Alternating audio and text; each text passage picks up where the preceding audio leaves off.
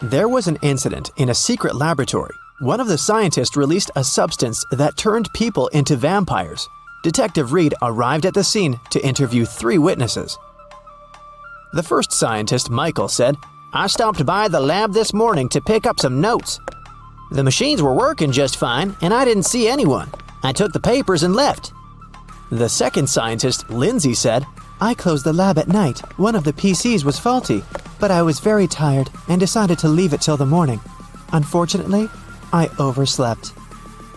And the third scientist, Jennifer, said, "I got up early and went to the lab to check the devices. No one seems to have entered the room. I fixed one of the computers and left." Which one of them was lying?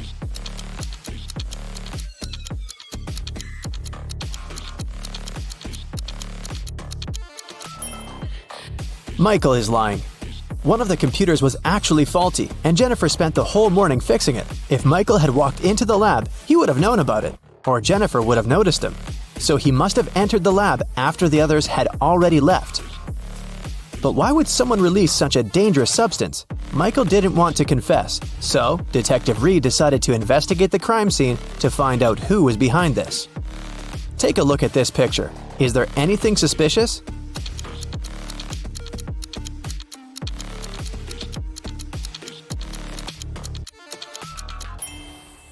It looks like Michael dropped an ID card. And look, it doesn't belong to him.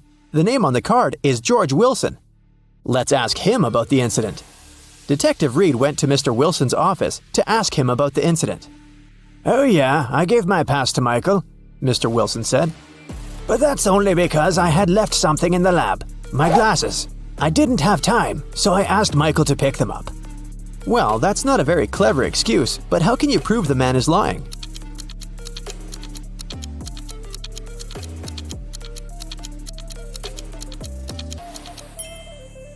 There's an open glasses case on the table, and the glasses are inside.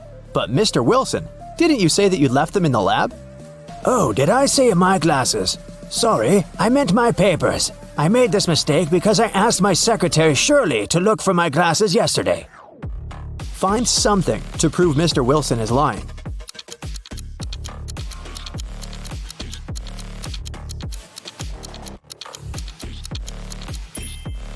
There's a calendar on Shirley's desk. Yesterday was her day off. It's marked red. Mr. Wilson is lying. Mr. Wilson was arrested, but people have already begun to turn into vampires. Can you guess who's actually a vampire?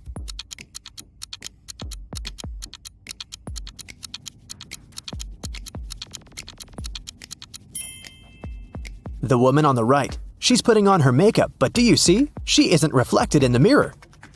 Meanwhile, those who haven't turned into vampires gather everything they might need to survive. Which of these people is more likely to stay alive?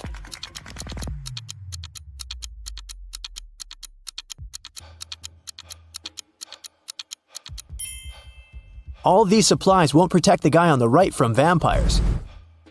As for the girl on the left, she's stocked up on what she can to defeat the vampires. She has a higher chance of survival. Let's check out the subway. There are 2 women here. Which of them is not pregnant?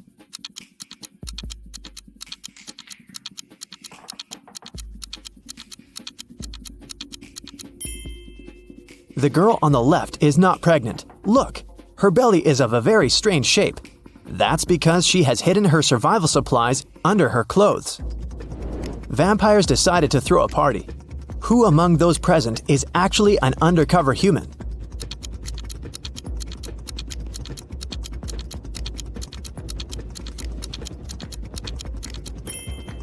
The guy on the left is a human. He's wearing makeup and false teeth. Nikki is also trying to survive. She packs her things and decided to move to a neighboring town. But suddenly, a vampire charged at her car. He damages the vehicle and takes away some supplies. Fortunately, he doesn't manage to bite Nikki. She escapes. Nikki has to stay home. The next day, a young man knocks on her door and asks for help. Is it okay to let him in?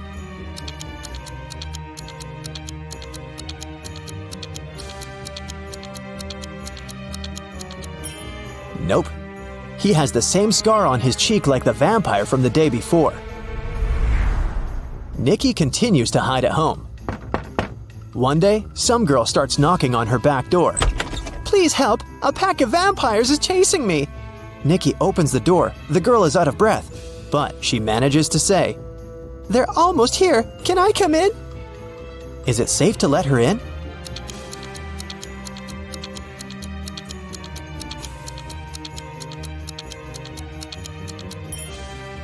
No! This girl is a vampire.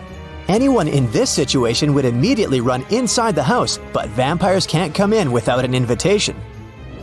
Nikki was checking her house and suddenly noticed that there was someone in the attic.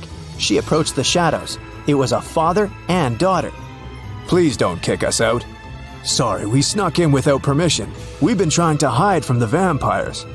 The father said, Is it safe to let them stay?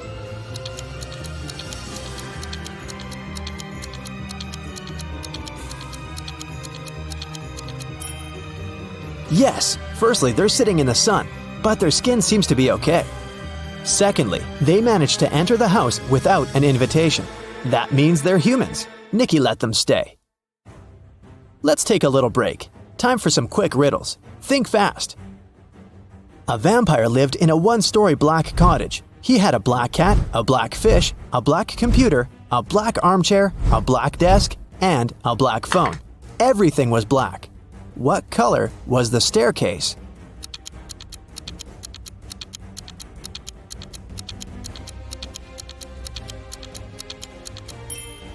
There was no staircase in that house because it was a one-story cottage. 3 vampires are walking fast. The first vampire says, 2 other vampires are walking behind me.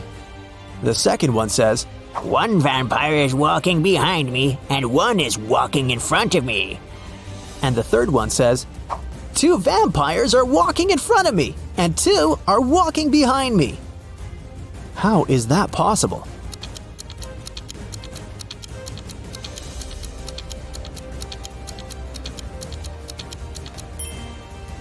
These vampires are walking in circles. Humans, vampires, and werewolves gathered in one mansion. There are as many werewolves as there are vampires. There are as many vampires as there are humans. How many creatures are there if 3 of them are werewolves?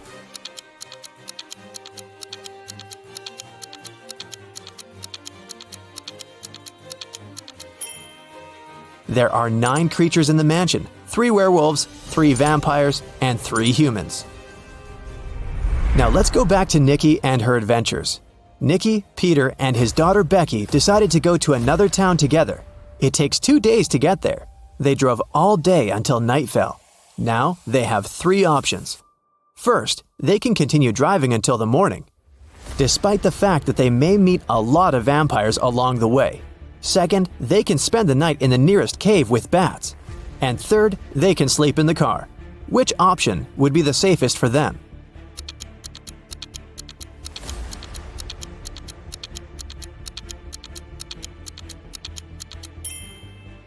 Sleeping in the car is a bad idea. Vampires can sneak up on them in the middle of the night. A night in a cave is also a bad option. Vampires can hide among these bats. The safest option is to keep driving. Although they'll probably meet vampires, they have a chance to survive if they drive faster. They drove really fast and managed to reach the city by the morning. But when they got out of the car, they discovered they were surrounded by vampires. To escape, they need to choose one of 3 roads. On the first road, there's a pack of vampires. They're coming straight at the guys. There are wild hogs on the second road. The third road leads through a dark alley with hundreds of bats. Which of these 3 ways is the safest?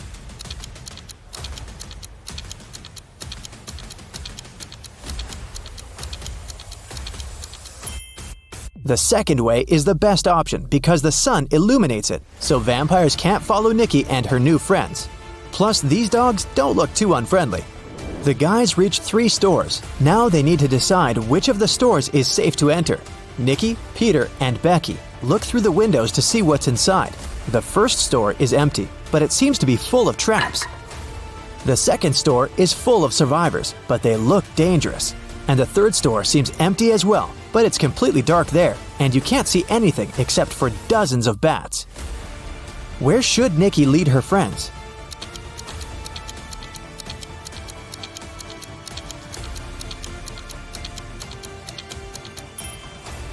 The first store is the safest. If Nikki, Peter, and Becky notice these traps, then the chances are high they'll be able to avoid them.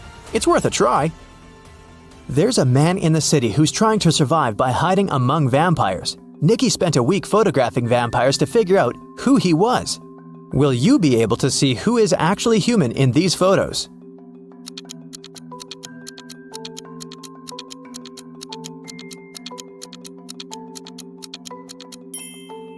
You can see this man has all 4 photos. In one of the photos, he's eating garlic bread, and in this one, his leg is exposed to the sun. He's only pretending to be a vampire. Nikki and the others decided to invite this man to join their group. The man was delighted and said that his name was Douglas. He was a journalist looking for safe places for people. He suggested creating a password that only humans could figure out. They came up with this one: HAWUH. Can you guess why?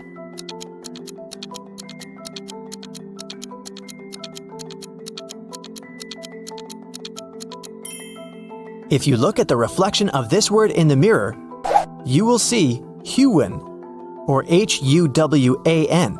Flip the letter W and you get the word human. But only those who get reflected in the mirror will be able to solve this puzzle.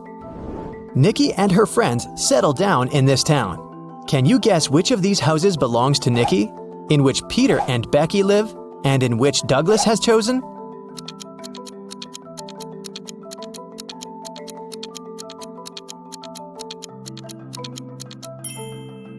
House number 1 belongs to Peter and Becky. There are 2 bicycles next to it. House number 2 belongs to the journalist. Do you see his equipment? And the remaining house, house number 3, belongs to Nikki. Mr. and Mrs. Luce have 7 daughters. Each daughter has 1 brother. Can you tell how many people there are in the family?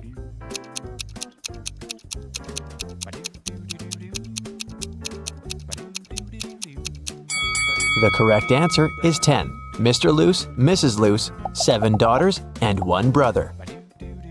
Dr. Luce is a world-famous chemist. Wow. He has just arrived in London to attend an international science seminar. The next morning, the lab cleaner found Dr. Luce unconscious on the floor.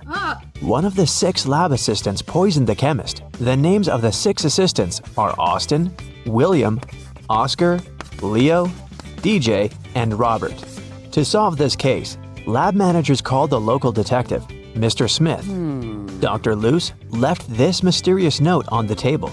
Here's what he wrote: 76, 20, 44, 79, 16, 22, 7. After reading the note, Mr. Smith asked the police to arrest 2 criminals. Who are the criminals?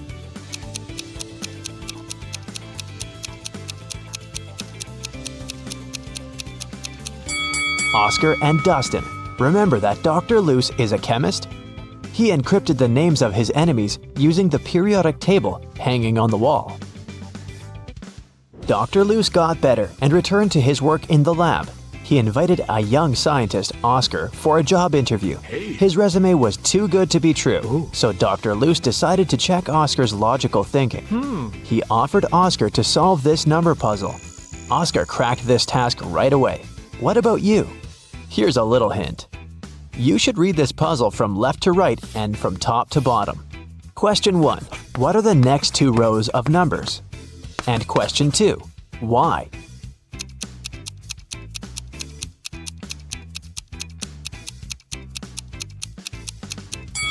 Here's the correct answer. Line 3 represents 2 1s. Line 4 then becomes 1 2 and 1 1. Line 5, therefore, is 1 1, 1 2, and 2 1s. Using the same logic, we can now decode line 6, 3 1s, 2 2s, and 1 1. Line 7 is 1 3, 1 1, 2 2s, and 2 1s. Dr. Luce hired Oscar and took him to the basement of the lab, but someone has changed the password on the door. Can you help the guys guess the code?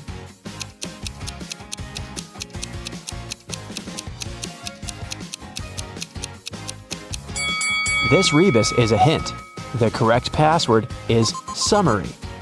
Dr. Luce offered one more riddle to his new employee. How can a man go 8 days without sleep? Can you help Oscar crack this one?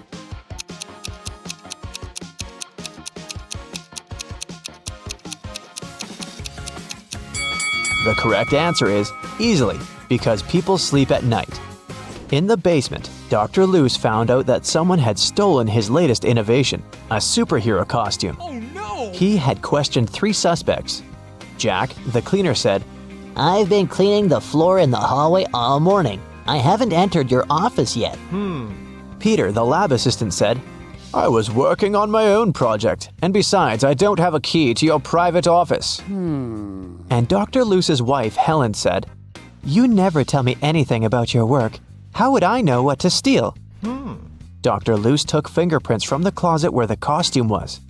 But he found only his own fingerprints. Who stole the costume?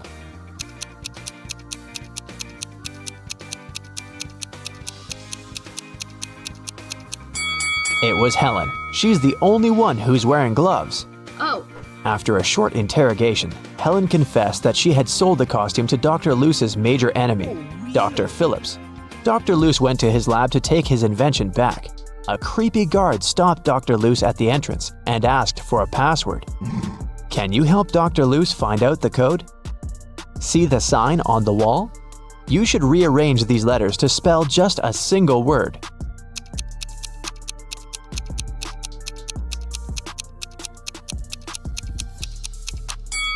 So, the correct password is a single word. Dr. Luce entered the building and found himself in a strange place guarded by 2 people. One of the guards always says the truth, while the other one always lies. Dr. Luce doesn't know who is who. He can only ask one question to escape. What should he ask?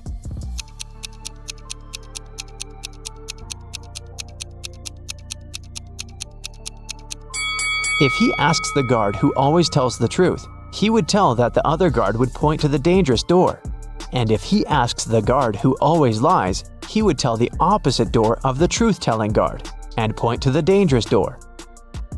In either case, both guards will point to the dangerous door, and then Dr. Luce should just choose the other door. Dr. Luce entered the room and saw this group of scientists. Can you spot anything weird in this picture?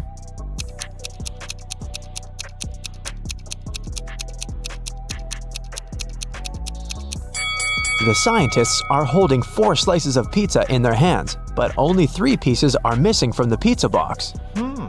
Dr. Luce entered Dr. Phillips's office. The room was empty. Can you help him find anything suspicious?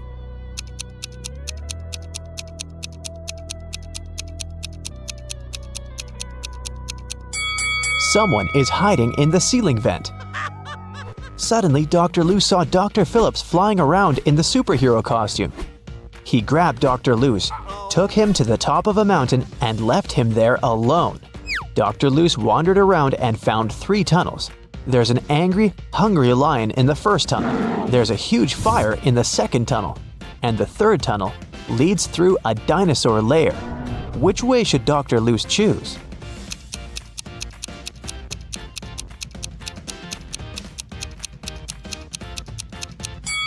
The third one. Dinosaurs became extinct millions of years ago. Dr. Luce came to a village and asked the local farmer, Rick, for a glass of water. Rick told him that he'd been struggling to divide his entire land between his 2 sons. Both of the sons have been very good to him, and now Rick's only wish is to treat his sons fairly and divide his land equally between them. But the problem is that the land has a weird shape, and thus there's no way to split it into 2 equal halves. Dr. Luce said, I have an idea. It can guarantee that the land will be divided in a manner that will satisfy both sons. Can you guess what's on his mind?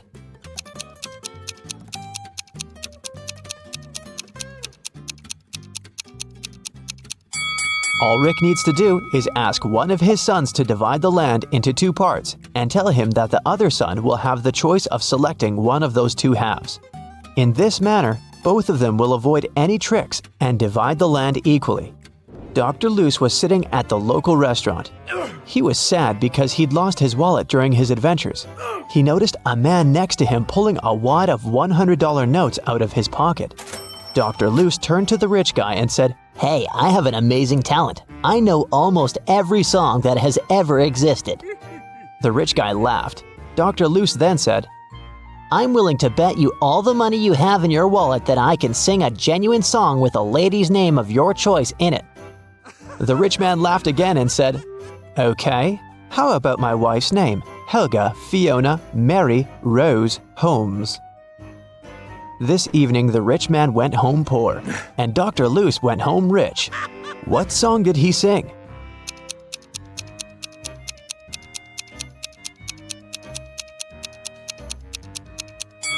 The Happy Birthday Song. The villagers told Dr. Loose mystical legends about the local forest. He liked creepy stories and decided to go there and see it for himself. He set off at night and soon got to the forest. He noticed a small shop nearby. The seller said, Hey bro, don't go to this forest unequipped. Take this magic potion. It will make any creepy monster fall asleep for 10 hours. Dr. Loose took one bottle and continued the journey. He wandered there for several hours, but he didn't see anything mysterious. Dr. Loose was about to leave right before dawn. Someone appeared in front of him. A pair of vampires that feed on humans and a siren who hunts people using her singing. So there are 3 enemies, but Dr. Loose has only one potion. What should he do?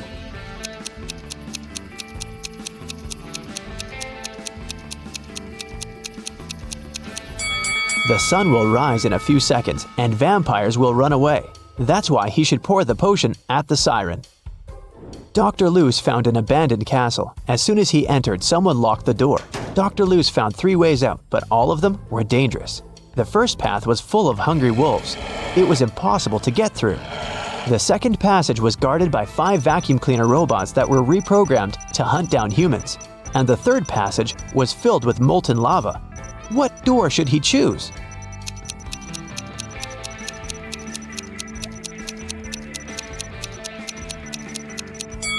The second one. The vacuum cleaners might go after him, but they're pretty harmless. Finally, Dr. Loose returned to his hometown. He's also a college teacher. Unfortunately, he didn't have enough time to prepare for the upcoming class. Therefore, he offered the students this tricky lesson. There was no homework, assignments, or tests, but there was a final test that would have only one question on it. When everyone received the test, it was a blank sheet of paper with a question on it. What is risk? Most students managed to give their answers, but only one student deserved the highest grade. Yes! That's weird because he only wrote down one word. What did he write?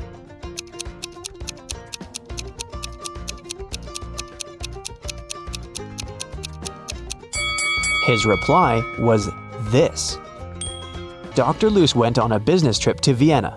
He felt very nervous because he was about to meet a lady he used to date in college, Jane.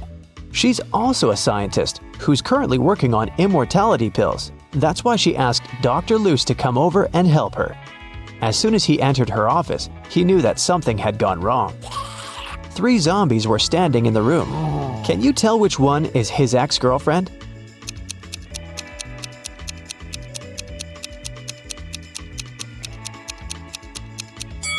Take a look at Dr. Loose's hand. He has a tattoo, T plus J.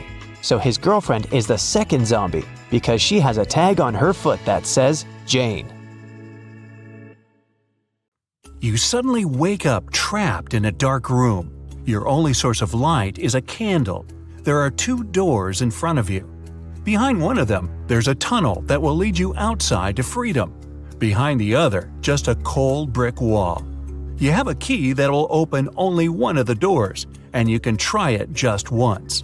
So how do you know which door to try?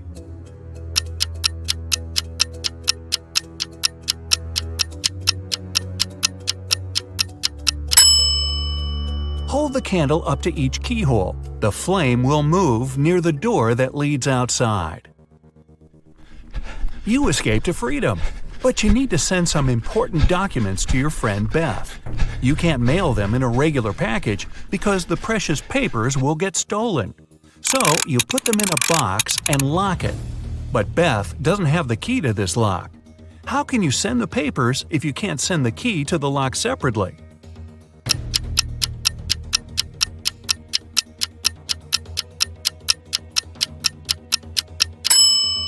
first send the locked box to Beth. She'll attach her own lock and send the box back to you. Then remove your own lock and send the package again. Beth can then remove her lock and finally open the package. Bad news. You get a call one morning from Beth. She says the crucial documents were stolen from her office. They'd been on the desk the evening before, but are nowhere to be found this morning. You immediately go there to question the employees. In no time, you gather 3 suspects. Sean said he had been at the movies last night. Michael had taken his girlfriend to an amusement park. And Christina was at a prestigious art gallery. Who's lying?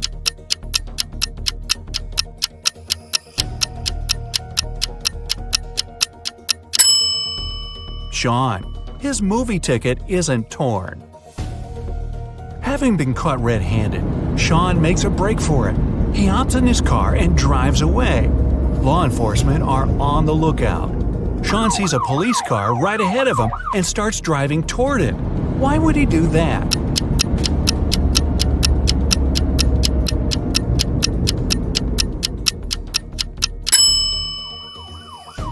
He was on a bridge. He needed to go toward the patrol car to get to the other side and make his escape. No such luck for poor Sean. He gets caught and locked up. But he starts hearing rumors of an inmate planning to break out. The guards have 2 suspects.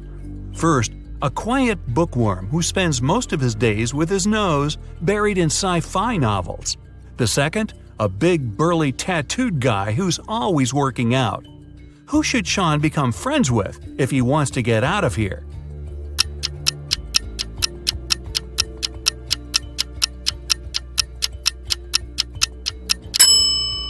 The bookworm. Look closer, and you'll see his bookmark is actually a file. On Friday afternoon, the owner of that same prestigious art gallery discovered that 4 of the most famous artists' self-portraits had been stolen during an exhibition. The police show up to do an investigation, and now they have 3 suspects. Sarah, the artist, said she disappeared into one of the studios to paint. John, the security guard, explained he was just waiting outside and had no idea the portraits were gone. Daniel, the caterer, stated he was at a nearby store picking up extra napkins when the robbery took place. So, who's the thief?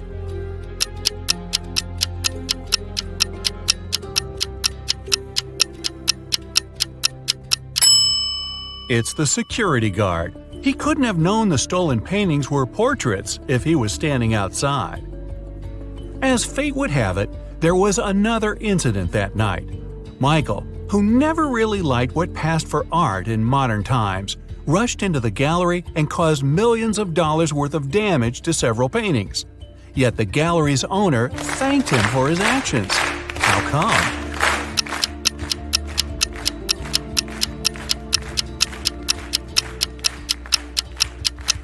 Michael is a firefighter.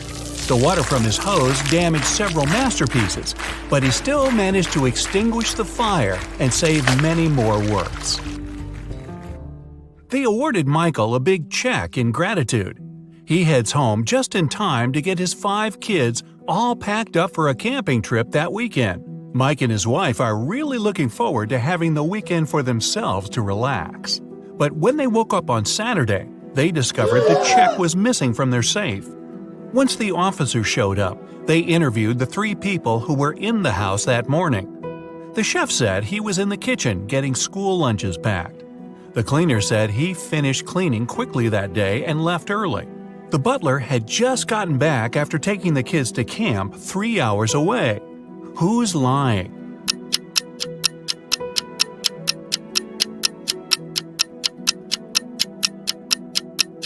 It's the chef. It's Saturday, so there's no school, and the kids have gone camping. Meanwhile, on the other side of town, a scientist is working on something bizarre. He invites Kevin and Claire as blind test subjects for his new serum invention. He gives them each a glass of ice-cold lemonade. Kevin drinks his fast, but Claire apprehensively waits to see the side effects on him first. After 2 hours, nothing happens, so she drinks her glass. 2 minutes later, her skin turns green. If both the drinks had the serum, why was only Claire affected?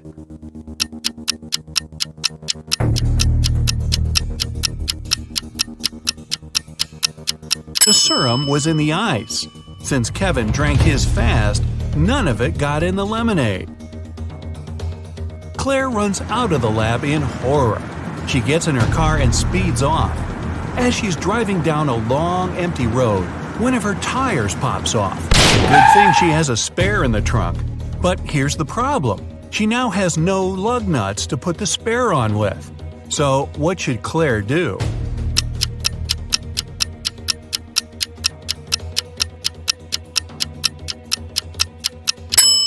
Unscrew one lug nut from each of the other 3 wheels and use them to attach the spare tire. It'll be enough to get to the nearest garage safely. As Claire is putting on her spare tire, the scientist catches up to her. He hands her 4 pills and tells her it's a complex cure to the green face serum. 2 of the pills are an antidote, and the other 2 are a catalyst that activates it. Claire must take 1 of each type together. If she takes 2 of the same, her face will stay green forever. Just as the scientist is handing her the pills, he trips and they get all mixed up. They look identical. What should Claire do?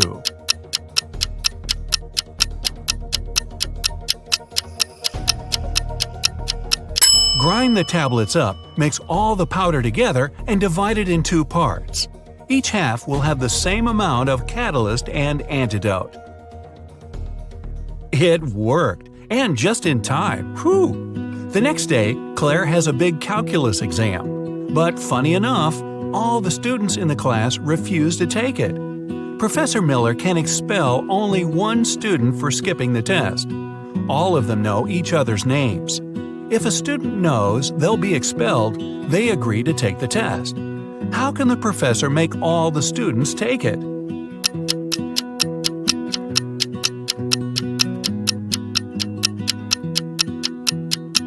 She should tell them she'll expel the student whose name comes first alphabetically. Then this person won't skip the test. The next person on the list won't skip either, and so on until the end of the list. Professor Miller grabs her cup of coffee, takes a sip, goes to set it down, and what's this? It's stuck to her hand. Somebody put glue on the cup, and she's got 3 suspects. Look carefully to find out which student is playing tricks on the professor.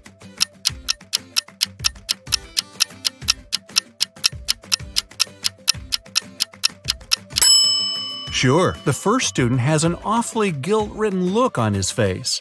And the second student's smile looks just like pride for a job well done. But look closer at the third student's pocket. Yep, it's the tip of a glue bottle. Professor Miller is so annoyed by her class's shenanigans, she decides to change her career. Wow.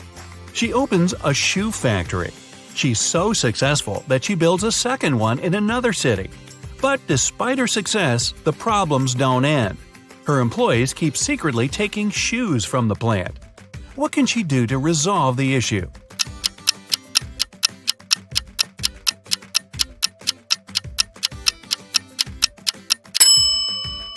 Have one of her factories start making only left shoes and the other only right ones. One of those shoe swipers is driving a semi-truck full of shoes to sell for a profit. He comes to a tunnel and there's a major problem. His truck is just an inch too tall. But he can still drive through the tunnel. How?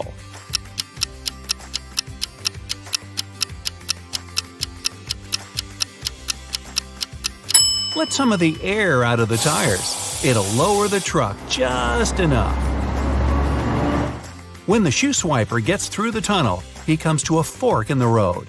One goes to the town, the other to never-ending wilderness. There are guides standing at each. The catch? One always tells the truth, the other always lies. The driver doesn't know who's who, and he's only allowed one question. What should he ask to find out which road goes to town?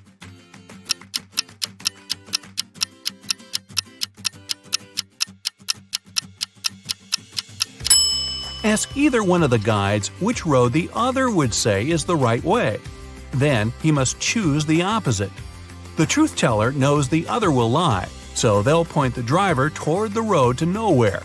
If he asks the liar, they'll know the other guard would honestly point him toward the town, so they'll again recommend the road to nowhere. The shoe thief takes the road to town, but he has another puzzle to answer before he's allowed to enter. The guard at the gate asks him one simple question. What's the logic in the order of the following words? Fun, blue, bee, more, and dive.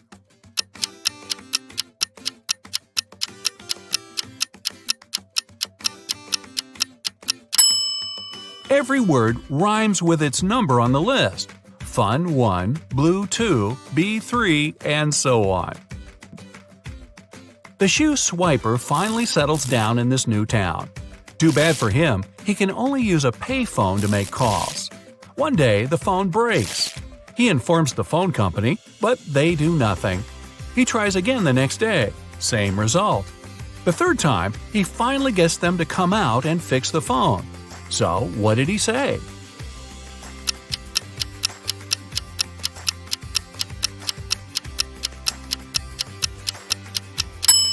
He claimed that people were making calls without paying.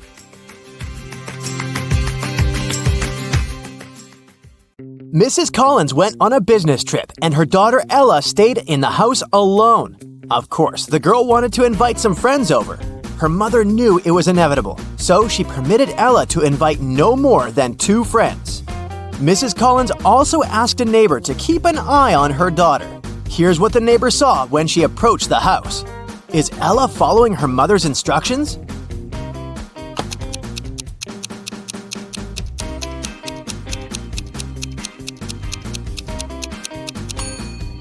There are 5 cars parked by the house. Assuming that one of them belongs to Ella, there are at least 4 more girls in the house, but possibly even more. In any case, Ella invited over way more people than she was allowed to.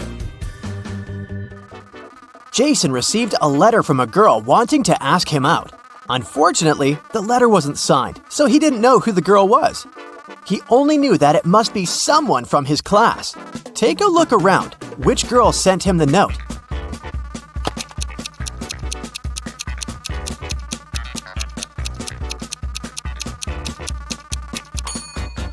The letter is written in purple ink. Look, that girl over there has a purple pen, so she must be the secret admirer. Detective Callum got a call from a local store selling branded shoes.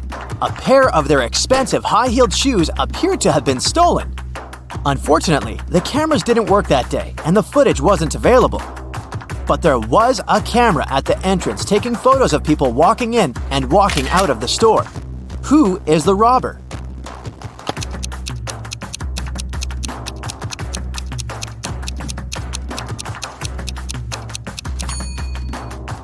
It's this woman. Look, she's gotten taller on her way out, probably because she's wearing the shoes.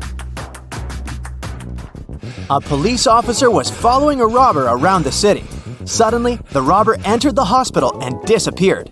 When the police officer entered the building, there were 3 workers. One of them must be a robber who was pretending to be a patient. Can you identify this person?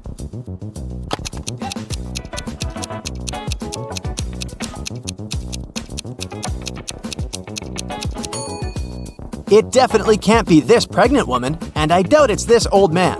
This man seems to be blind, but where is his stick then? I bet it's the robber who's wearing shades to pretend to be blind and draw away the police officer's suspicions. Take a look at these 3 people. One of them isn't a human, but who?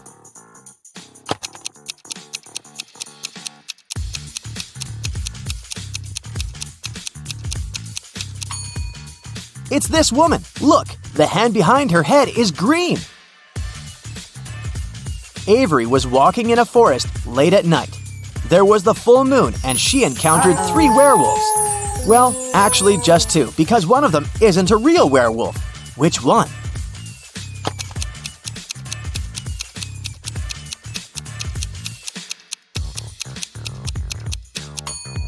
It's this one right here. Look, There's a zipper, so he's obviously wearing a costume.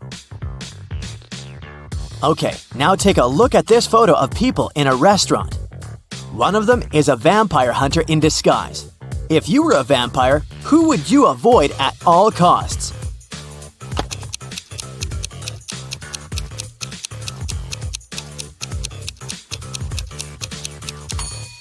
You'd have to avoid the place overall because it's the cook. Look, he's adding garlic to the dishes. Now let's check how attentive you are. Now I'll be showing you some photos and you have to find out what's wrong or odd about them. Here's the first one. What do you say?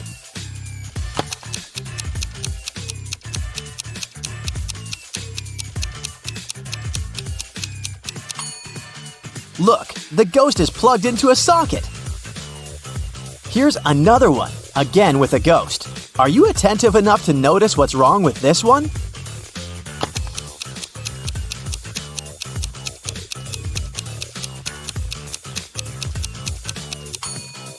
This ghost casts a shadow. You're doing great. Here's the next one. Keep your eyes wide open. What do you see?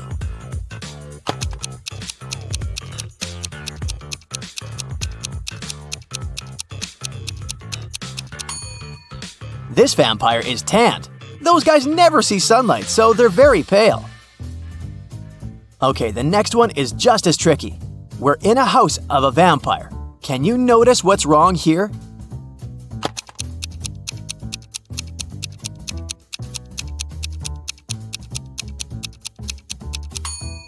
Look at the picture in the background. The vampire is on it, but vampires can't be photographed. Paige wasn't doing well in school, so she was grounded for all the winter holidays and forced to study. Her father would work the night shifts, so quite often he wasn't at home for a long time, so Paige would often sneak out. She was very careful so it would go unnoticed. But one early morning, the father came back and realized that Paige had sneaked out at night for a party. How did he figure it out?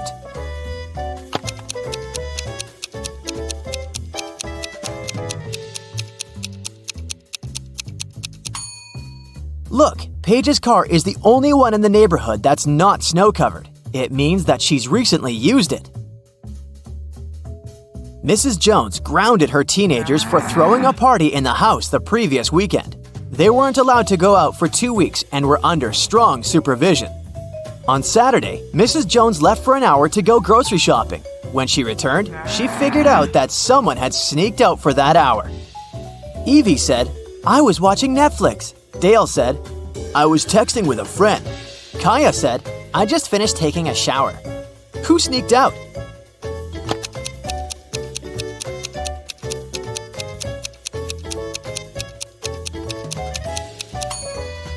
Kaya. If she had really just taken a shower, the bathroom mirror would be misted.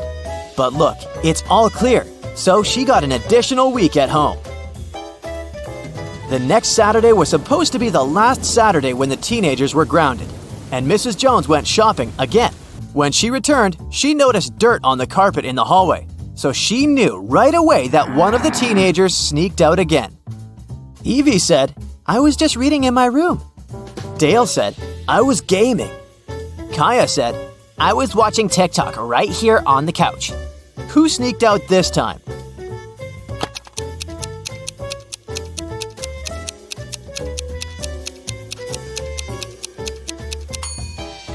This time, it must have been Dale. He has wet hair, which could be weird, but it's not. It's raining outside. It means he was outside and not just sitting in front of the computer. The next Saturday, only Evie wasn't grounded anymore. In a parallel universe, it's only allowed to have fun and eat candy. No one ever works or studies. Mrs. Relham came back home after a long and fun night at a club. Her 3 daughters were supposed to have fun too. She asked them what they had been doing. Hannah said, "I went to a party with my friends in that new dress you got me." Elle said, "I organized a sleepover. We were binge-watching shows and eating." Ava said, "I was gaming all day with my friends online." Still, Mrs. Relham could tell that one of her daughters lied and actually spent all day studying. Who was it?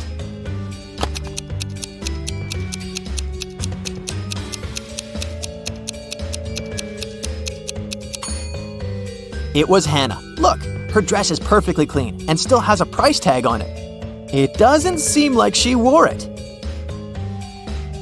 As you remember, Elle had a sleepover with her friends, so her room is a complete mess right now. Now, she's going to a beach with her friends. She needs her sunglasses, sunscreen, and her swimsuit. Can you help her find them in the room?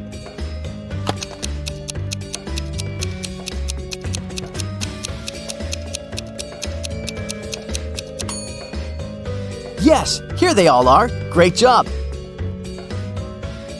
A day after the beach, Elle is heading to her classmate's place for a party. She needs her dress, her handbag, and her lipstick. Can you help her find them?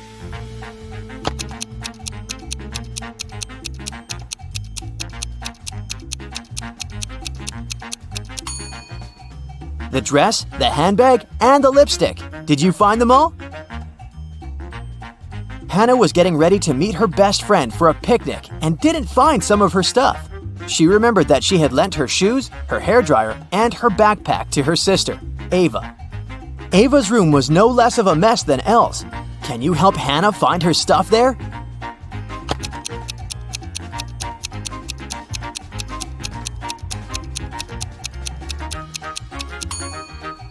Here they are.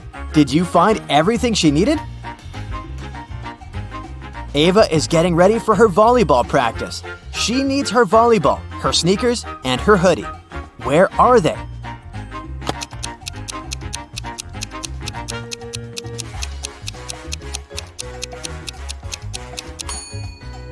They're all here. Esme was having a walk in the forest, and guess what? She didn't get lost. Here was her way home, but she decided to go and visit a witch because she had a deal for her. I have a riddle. If you don't solve it, I'm taking your cat. The witch agreed. When does New Year's Day come before Christmas Day? The witch kept the cat. What was her response?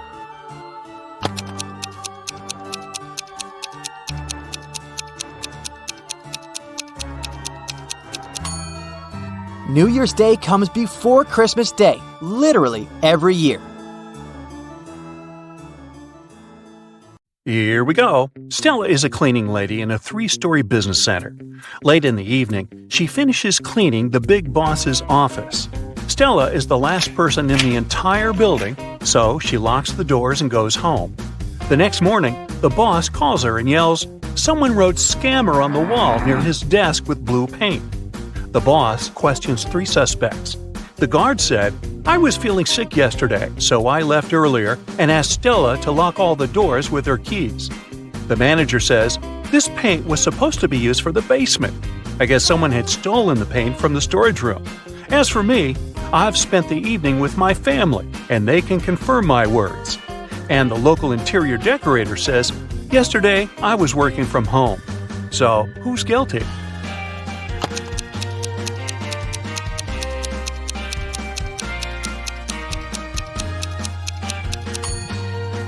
The guard. Take a look at his shoes.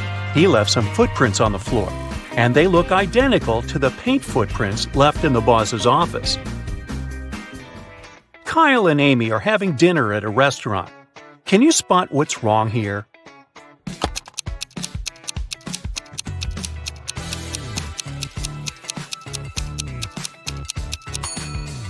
She has 2 forks. You're in a land where 30 men and 2 women are dressed in conservative black and white outfits. They begin to fight as soon as any of them moves. Can you guess where you are?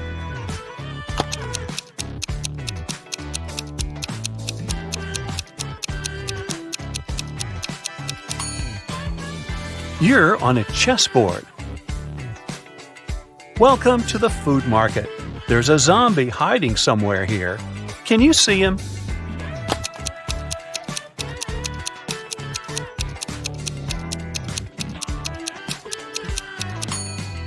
Over here. Can you help the police spot a bank robber in this amusement park?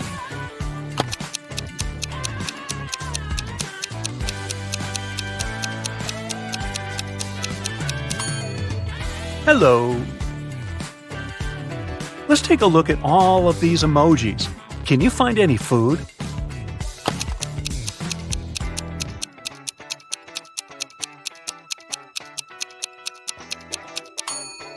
There's shrimp over here. What about this collection? Can you see anything edible?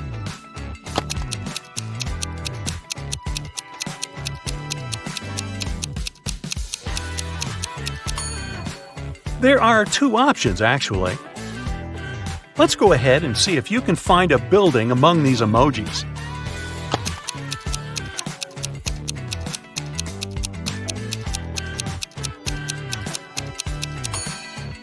There it is! Next set. Can you see a human among these emojis?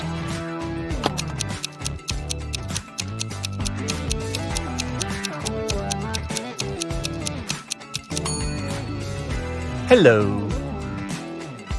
I bet you can find a body part in this variety.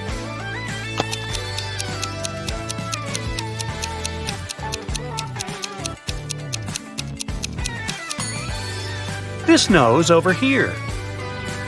Can you see any flowers among all these emojis?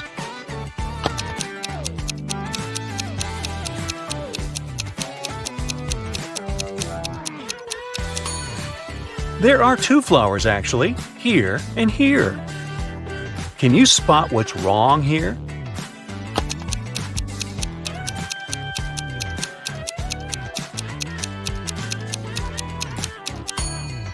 The reflection doesn't match reality. Can you see anything odd here?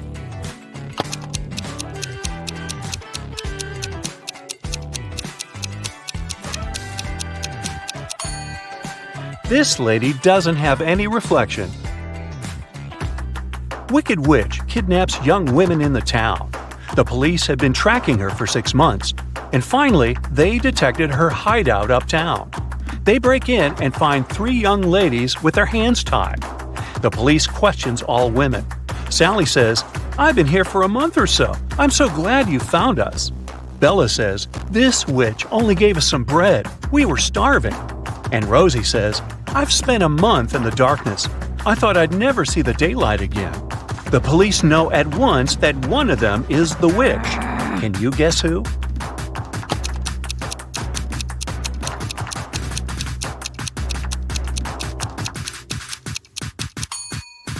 Sally. If she had been there for a month, her nails would grow and the nail polish would peel. George works in a museum as an appraisal expert. One day, a stranger brings him 3 antique Japanese vases. He says, "They're precious. These vases were passed down in my family from generation to generation.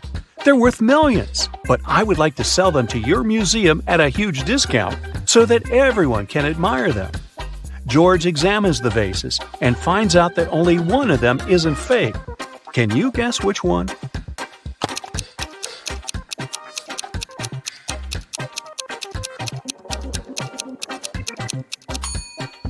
The first piece looks pretty ancient, but why would an ancient Japanese vase have English letters as part of its decoration? The third vase depicts an elegant lady in a traditional costume who's holding a smartphone? Therefore, only the second vase is original. Let's take a look at this collection of emojis. Can you see any gadgets?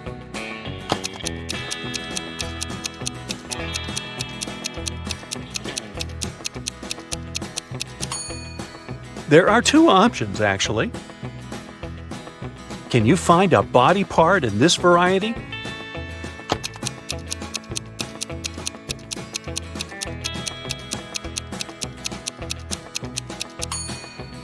This palm over here. Let's go ahead and see if you can find a building among these emojis.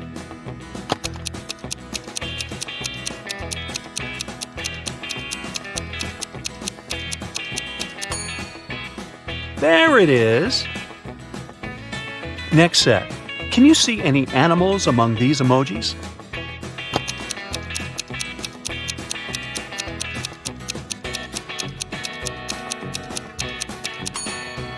There are 3 animals here.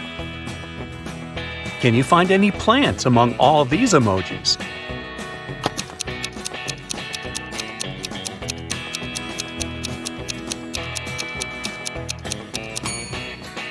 Hello!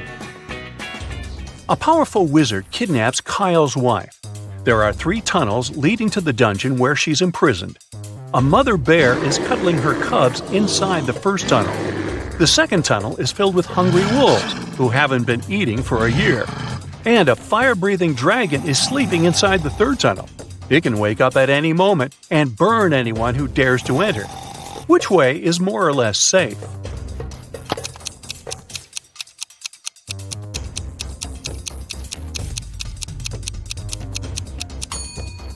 The second path is the safest. Wolves won't survive without food for so long, which means they're not dangerous or breathing.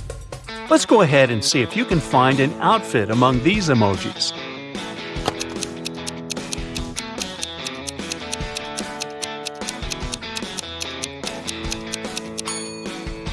It's over here. Let's take a look at this collection of emojis. Can you see any money?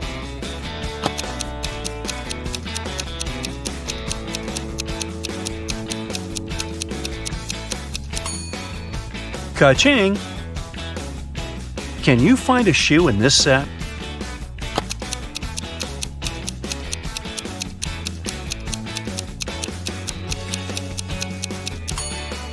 There it is! Next set. Can you see any desserts among these emojis?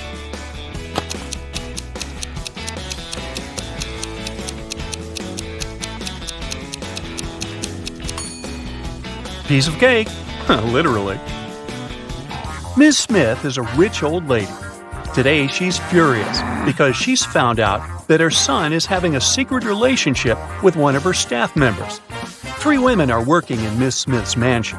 The house cleaner, who has just married their driver, they have a huge debt.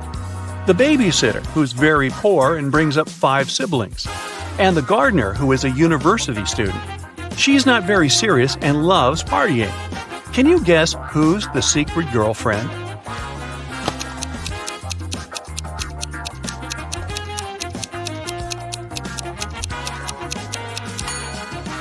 It's the babysitter. Where did she get money for this jewelry? Billy has lost his cat. Can you help him find it?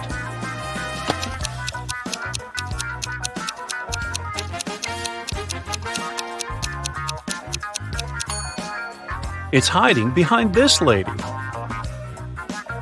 Alex wakes up in a creepy quest room. There are 3 doors, but touching their doorknobs is unsafe.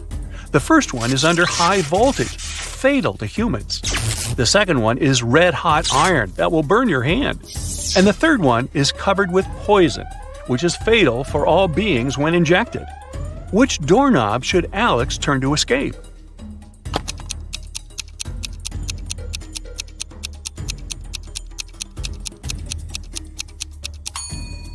The third one. The poison is only dangerous when injected.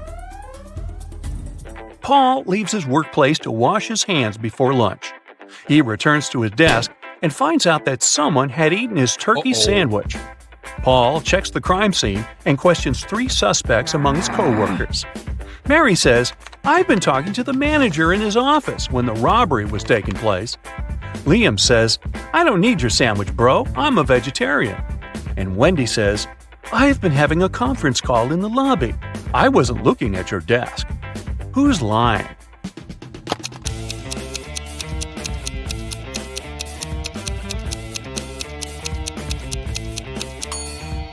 Liam.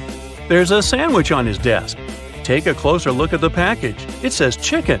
Therefore, he's not a vegetarian. Can you find any fish among all these emojis?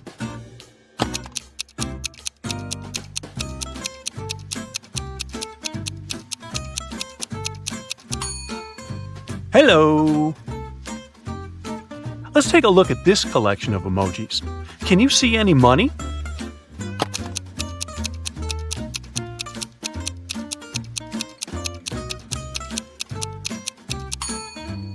Jackpot! Emma takes part in a beauty pageant.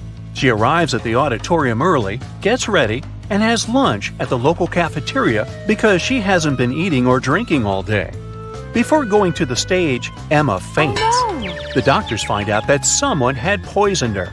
The police check all food and drinks at the cafeteria and find no poison. They interrogate 4 witnesses. The cook says, "I only served allergy-friendly snacks and drinks." The contest manager says all the models had been eating and drinking the same food, but Emma was the only one who got poisoned. She must have eaten something wrong at home. The rival beauty pageant contestant says, "I've done all the preparations at home, so I've just arrived." And the makeup artist says, "I was too busy with my duties, so I haven't even entered the cafeteria." Can you guess who poisoned Emma?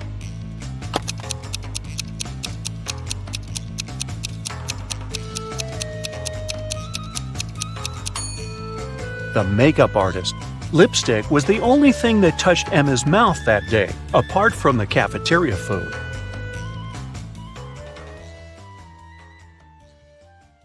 Okay, bad news. You got taken. No time to explain. Let's just get out of here. So you find yourself in a dark cell with a dirt floor and a small window at twice your height. There's no food or water, but there's a shovel. Why did they leave the shovel? Don't ask me, I don't know. Just be happy you have it. However, you can't dig your way out because the walls go a long way underground. So, how do you get out?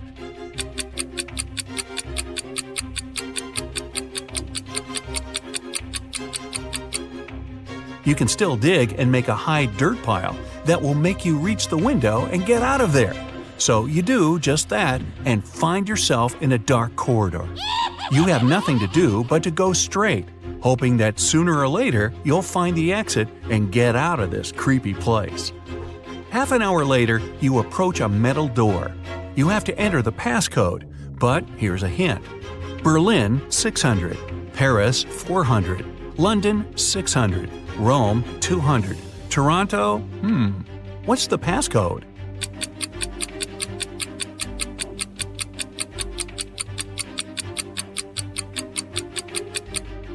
Each consonant in the word gives 200 points, while each vowel takes away 100 points. In the word Toronto, there are 4 consonants that give 800 together. 3 vowels take away 300 points. So the passcode is 500. The door clicks and you leave another obstacle behind. Soon, you approach 3 more doors. Behind the first one, there's an iron block with a movement sensor that will crush everyone who enters. Behind the second door, there's an electric shocker that never misses. Behind the third door, there's broken glass all over the floor. Which way do you choose?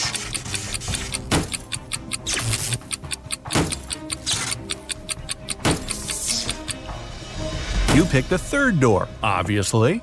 You're wearing some boots, right? So, walking on the glass is definitely not going to be too hard of a task. You follow the tunnel till you reach the next room. As you step in there, a metal cage falls down from the ceiling and traps you inside. However, there are 3 buttons there. The red button will open the cage, but it'll also open a door with a hungry lion. The blue button will fill the cage with water for 10 minutes, and only then will it open the door. However, keep in mind that people can only live 7 minutes without oxygen. The green button will set the room on fire, but will open the cage door in 5 minutes. Which one do you choose?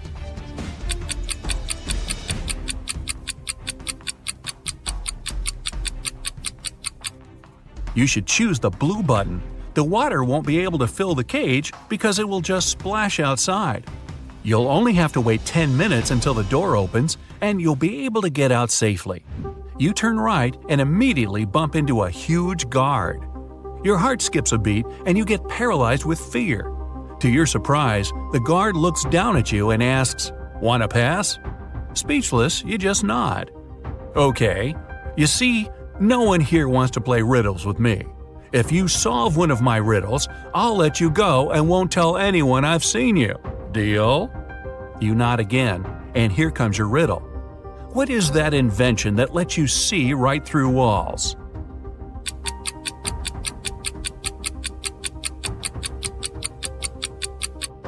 That's a window, of course. The guard smiles and says, "Beware of the vampires." Then he moves aside, letting you go. Wow, that was close. And vampires? This gives you chills, but you have to keep moving and get out. And again, another door that requires a passcode. Can you crack it? There's a hint again. You should continue the sequence. OTTFFSSENT.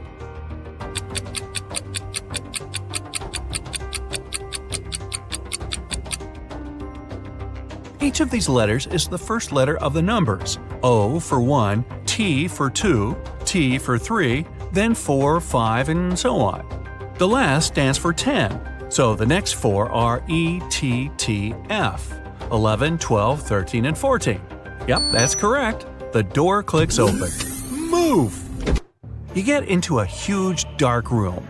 All the light comes from the candles the room is filled with. The problem is that there are 4 ways, and again, you don't know which one to take.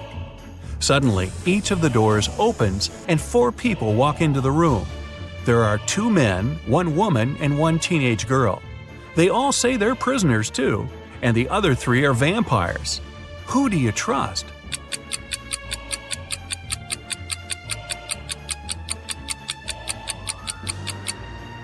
You should trust the second man. He's the only one who casts a shadow from the light of the candles. The other 3 don't, so they must be vampires. So you rush to the man and you shut the door behind yourself. It'll probably slow them down for a while. As you're running, the man tells you he's been here for at least 3 days.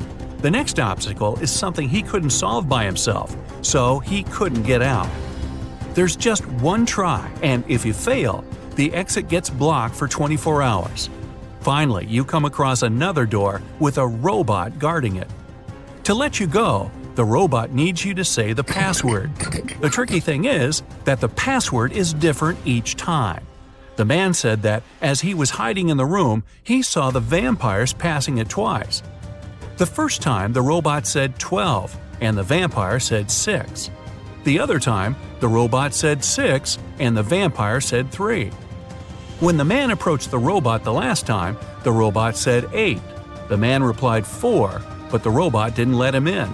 The door got blocked, so it wasn't the right answer. You nod and approach the robot. The robot says 4. What is your answer?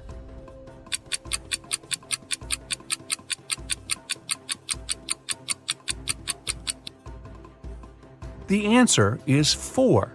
The rule isn't dividing the number by 2, but saying the number of letters in the word. Your answer is accepted.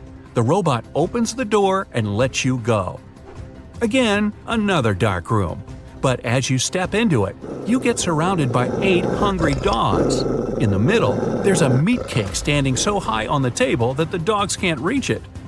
To calm them down and make them your friends before they make you their dinner, you have to feed them the cake. But here's a tricky thing. The knife is magical and can only make 3 cuts. After 3 cuts, it disappears. Your task is to divide the cake into 8 equal pieces with these 3 cuts. How can you manage that?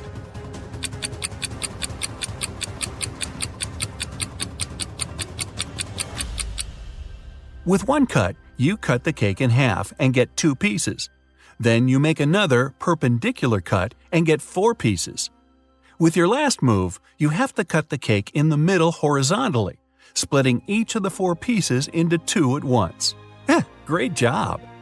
Now, give each of the dogs a piece of cake and get out of there immediately. You rush to the door and lock it behind yourselves. You're in a tunnel again, and this time there's no light at all.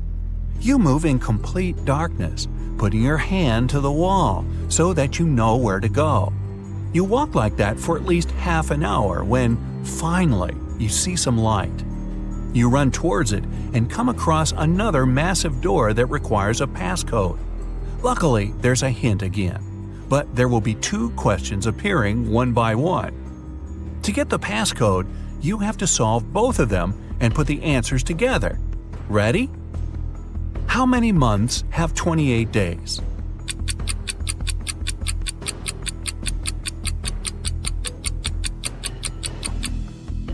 All 12 of them, obviously. Okay, Next one. Here's the sequence of letters. S, M, H, D, W. What are the other two letters?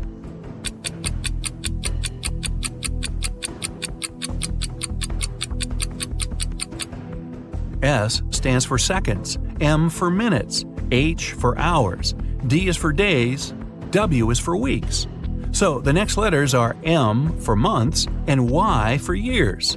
And the full passcode is 12MW. The door clicks and you're outside. Finally! There's actual air and sun. But before you start thinking about what happened and what to do next, a police officer comes up to you. With him, there are two ladies wearing paper bags over their heads. "Sir, are you Mr. Jones?" the police officer asks. You reply, "That's you exactly." However, the police officer looks suspicious. "Well, we can't know for sure that you're not one of these criminals pretending to be someone else, so we have to test you. One of these ladies is your bride. Tell us which one it is."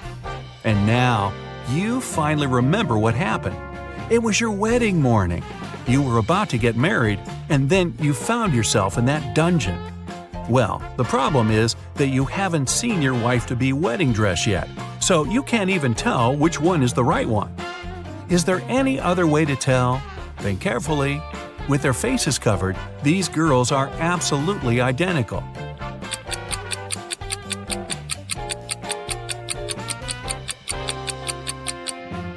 You didn't need much time. You noticed that one of the girls is wearing a wedding ring already.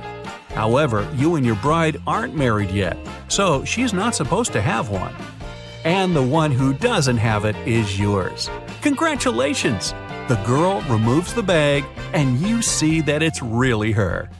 Right behind you, the door opens and the vampires walk out. You're about to start screaming, but they take off their wigs and they turn out to be your friends. So, was it all a prank?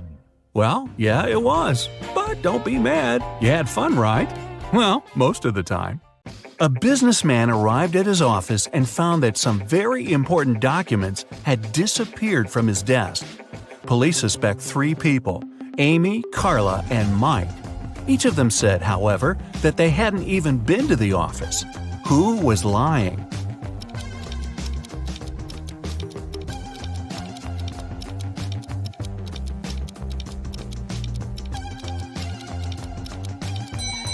It was Mike. Both Amy and Carla are wearing high heels, while the dirty footprints on the floor were clearly left by sneakers. The king of a faraway kingdom was getting old and started to think of announcing his heir. He had 3 daughters, each with her own virtues, and the king couldn't decide which of them would be the best queen. Then one of his counselors suggested an idea. The king should give each of his daughters a teapot filled with water, and the daughter whose pot started to boil first would be proclaimed the heiress. When the day of decision came, the 3 princesses started boiling water. 2 of them really wanted to become the next queen, but in the end, the one that didn't want the throne won the competition. How did that happen?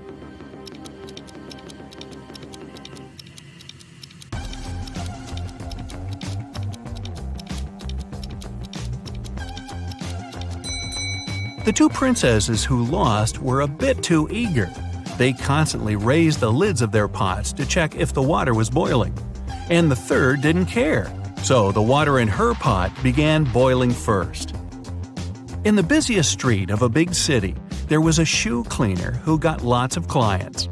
He offered his services to everyone for free, but anybody who stopped and took his offer left him money before heading off again anyway. Why did they do that?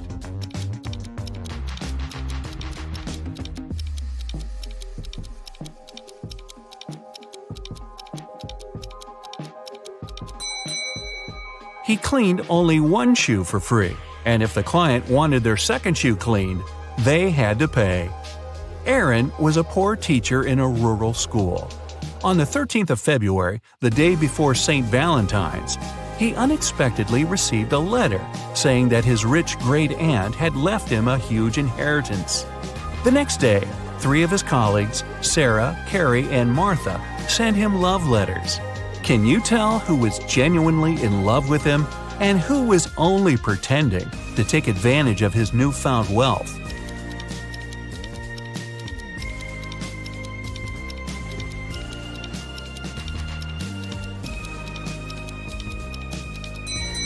Carrie was the honest one. She's wearing a necklace with A and C engraved on it, which stands for Aaron and Carrie. Clearly, Aaron gave it to her as a gift because they'd been dating even before he got the inheritance. Jonathan spent several days in a hospital, although he never even entered the place through any doors. What's more, when he was released, he was perfectly healthy, but still had to be carried out of there. Why?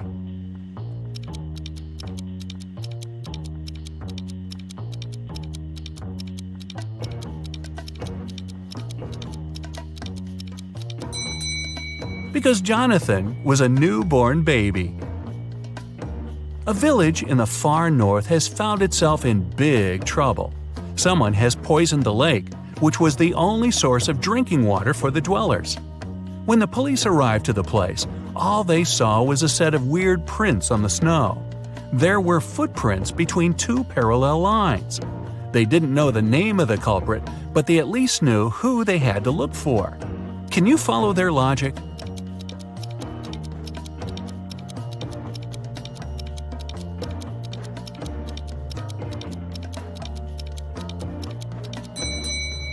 The police were looking for a person in a wheelchair and their helper. The wheels would leave those parallel lines, and the helper had to push the chair and would leave the footprints. Jack and his business partner decided to celebrate a very profitable contract they'd recently signed. They both loved hiking, so Jack suggested going to the Alps for a climbing trip. His partner gladly agreed, and Jack took it upon himself to arrange their little vacation. However, the trip went terribly wrong, and Jack's partner got lost in the mountains. Jack couldn't find him, and neither could the rescuers. But upon returning home, Jack was arrested after the police got a call from his travel agent. Why?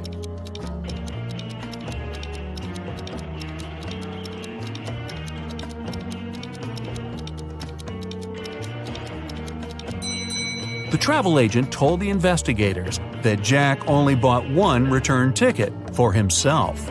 For his partner, he bought a one-way ticket. Someone had broken into Mr. Jenkins' house and taken all his valuables while he was on vacation. His neighbor, Mr. Brown, called the police to tell them about it because he'd witnessed the event. He said he'd come back from work late and saw the lights were on in Mr. Jenkins' house. Mr. Brown knew his neighbor was away, so he carefully approached the window to look inside. The glass was frosted over, so he breathed on it to melt the ice and saw a man in a gray hoodie stuffing valuables into a blue backpack. Then Mr. Brown ran home and called the police. The officers listened to the story and immediately arrested Mr. Brown. Why?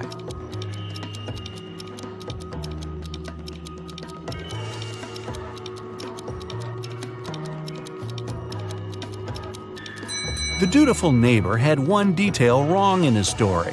Windows become frosted over from inside. Then how could he have melted the frost with his breath from the outside? One rainy morning, Miss Riley left her house in a hurry and forgot some very important documents on her desk. She came back in an hour, but the document was gone. She gathered everyone who was in the house that day and questioned them. Ryan, the cook, said he'd been preparing dinner and didn't even set foot in Miss Riley's room. Sal, the janitor, said he'd only come in, turned on the lights to see if cleaning was needed, and left. Rose, the gardener, said she'd been busy watering the plants outside and didn't come into the house at all. Who took the document?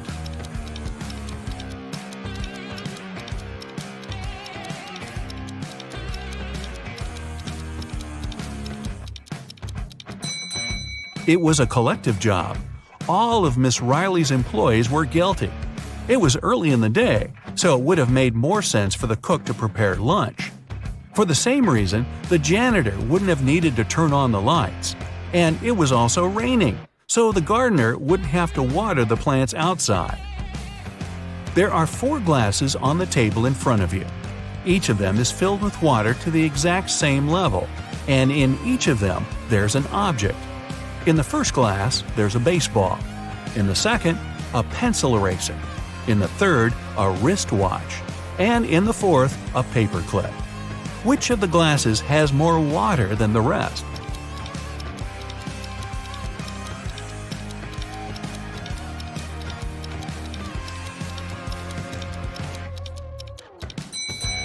The fourth glass. If you take out the objects from their glasses, the water level will drop because they'll stop taking up the volume. The paperclip is the smallest object, so there's more water in that glass. Humanity is coming to its end. The last man on Earth is going about his day, working the field, gathering wood for the fire, making supplies for the winter. At the end of the day, he's getting ready for bed when he hears a knock on the door. He isn't scared and goes to open it. Who's standing behind the door?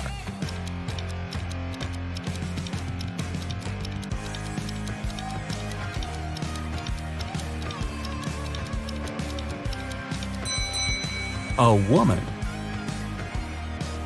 Mark's best friend, James, lives in another city, and his birthday is soon, so Mark decides to send him a present. James loves playing golf, and Mark buys him an expensive golf club. But there's a problem. The best postal service in his town only accepts packages no bigger than 3 feet to a side, and the club is 4 feet long. Still, Mark found a solution. What was it?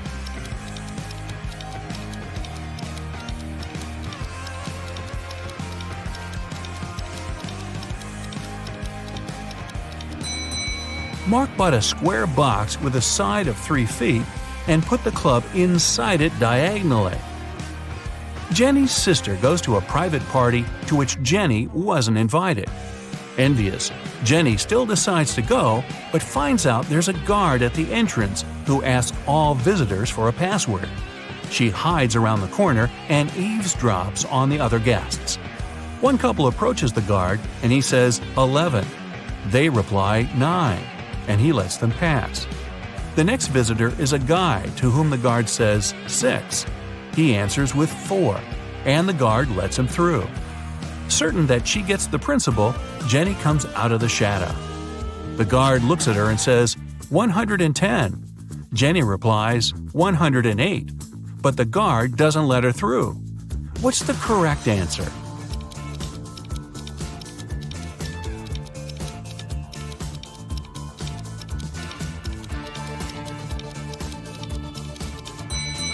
The answer's 90. If you write 11 in Roman characters, it'll look like this, XI. 9 is its mirror image, IX. Same with 6 and 4. With 110, it's CX, and 90 is XC. A man came to the police claiming that a very valuable briefcase was forcefully taken from him in the street. When an officer asked the man if he could describe the person who had done it, the man said he was wearing a full motorcycle outfit, leather pants, a thick leather jacket, and a helmet. The culprit tore the briefcase from the man's hands, hopped on his motorbike, and left. Still, the man noticed the criminal drop something and picked it up. Turned out it was his glasses. The man took them to the police as evidence. After a few more questions, the man was taken into custody for fraud. Why?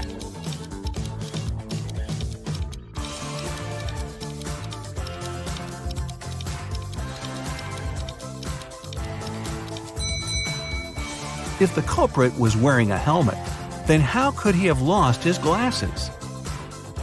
A married couple were staying at a hotel. One night, they had an argument, and the man went out to cool off but forgot both his room key and his phone.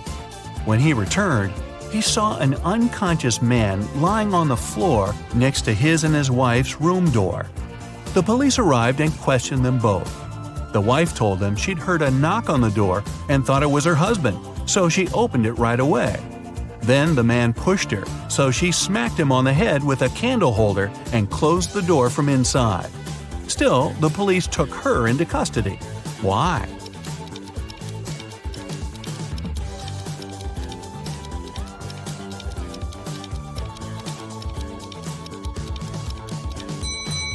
The woman thought it was her husband, but still approached the door with a candle holder in her hands. That means she wanted to hit him with it in the first place. Lights out. 5 people wake up in a huge hall. None of them remember who they are or how they got here. They see a giant closed door. The people look around the room and notice something strange. What is it? These statuettes! They are hidden all over the room. There are 5 people in the room, but they find 6 statuettes. This must be the key, one man says. We need to find out which of the statuettes is the odd one. Can you guess which one? This one. Its eyes are different from those of the others. The people try to use the odd statuette as a key. Come on! And it works! The door opens, and everyone enters the next room. But when the man who suggested using the statuettes looks around, he sees that he is alone in there. Suddenly, a ghost of a woman appears in front of him. If you want to get out, each of you must solve my riddles, she says. But you will definitely fail. She disappears. The man looks around the room. He finds a strange symbol and a cipher decoder on the table. Can you find 9 other symbols? These are all 10 symbols. The man begins to unravel the message using a decoder. Can you decipher it?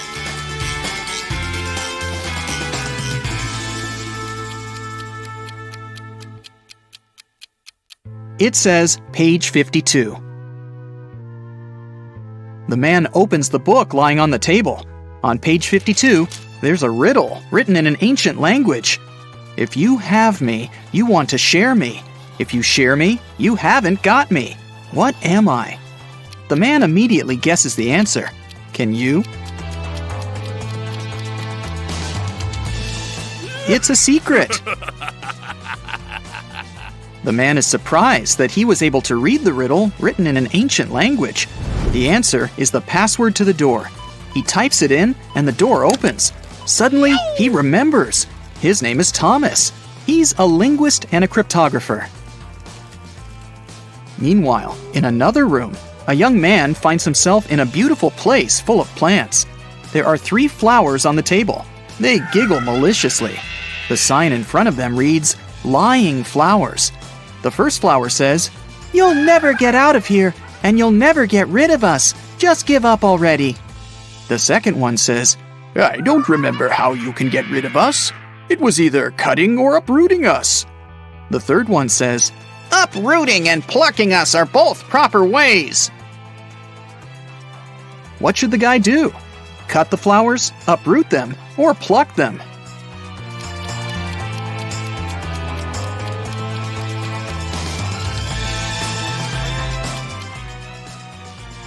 Pluck is the correct answer.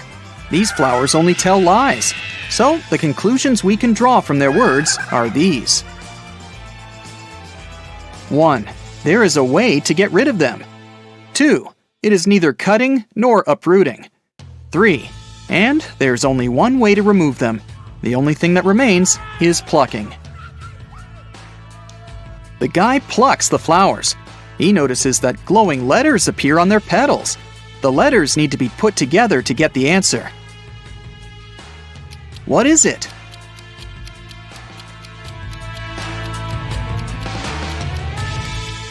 The word is basket.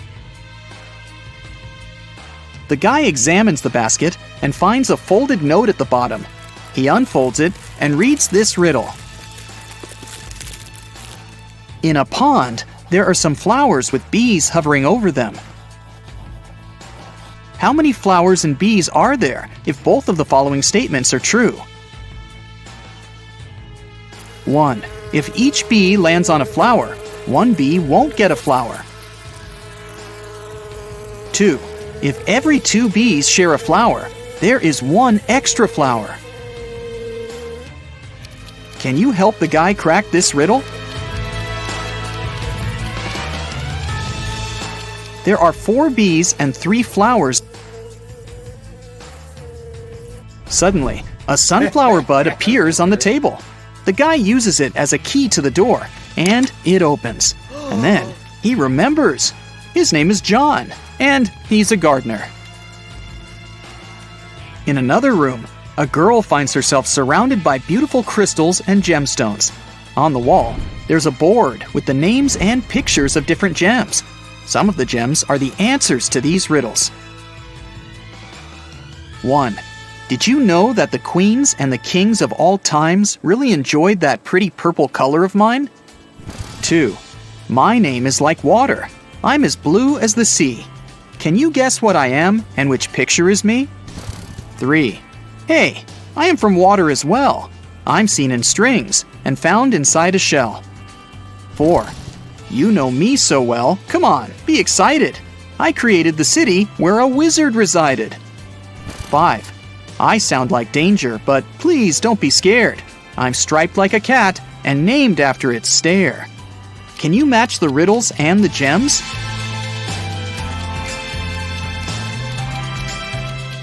The correct answers are 1. Amethyst, 2. Aquamarine, 3. Pearl, 4. Emerald, and 5. Tiger's eye. The girl hears some noise and notices that the box on the table has opened. She comes up to the box and reads the next riddle. The queen went to the king to complain about her lady-in-waiting. In the morning, the queen put her amethyst necklace in a jewelry box to protect it from sunlight. No wonder, this stone tends to fade in the sun. She spent the day in the library reading books. At one point, she looked out of the window and noticed her lady-in-waiting. She was sitting in the garden, wearing the queen's necklace. The lady-in-waiting began crying and said this was not true. She would never steal from the queen. The king opened the jewelry box and found out that the necklace was still inside. Who is lying?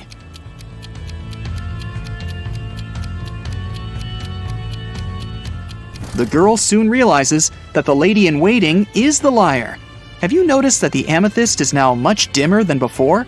That means that the lady-in-waiting really wore the necklace outside. The girl solves the riddle. 3 gemstones appear at the bottom of the jewelry box: citrine, garnet, and alexandrite. There's also a note that says, "Figure out the weight of each stone without using scales. This riddle will help you." Can you figure out the weight of each stone? The citrine weighs 10 ounces, the garnet weighs 4 ounces, and the alexandrite weighs 2 ounces. Suddenly, the girl remembers. Her name is Melissa. She is a jeweler and collects crystals. In another room, a woman finds 6 glasses on the table. 3 of them are empty, and 3 are full of water. The woman sees a note. Move only 1 glass to make a row of alternately full and empty glasses. How can she do it?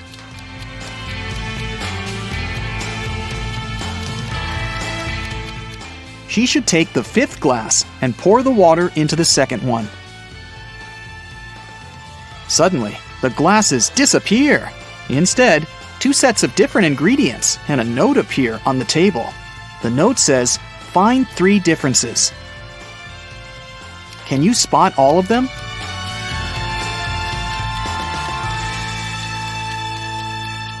These are the differences. The woman takes the ingredients and throws them into a cauldron, but something is missing. Shiny and beautiful, a werewolf's fear. We need to get more of it for our precious queen. Coins and mirrors, trays and tea sets, the nobles were buying while falling in debts. It's silver. The woman adds some silver and gets a potion that can melt the lock. When she opens the door, she remembers. Her name is Lauren, and she's a chemist. An elderly woman finds herself in this room. She spots 4 photos on the table. All the photos seem to be taken in different periods of time. The note says, "Is there a person who is present in every photo?" Can you help the woman figure it out?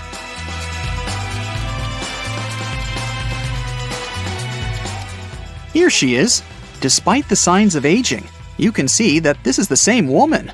Look, she has this mole above her lip. A mirror appears in front of the elderly woman. Wait, is that her? The woman from the photos? The mirror shows her with a guy in a suit. He looks confused. There's a maid on the left and a bride on the right. "Don't listen to her. I'm your wife," says the bride. "You're lying. I'm his wife," the maid cries. Can you guess who is lying?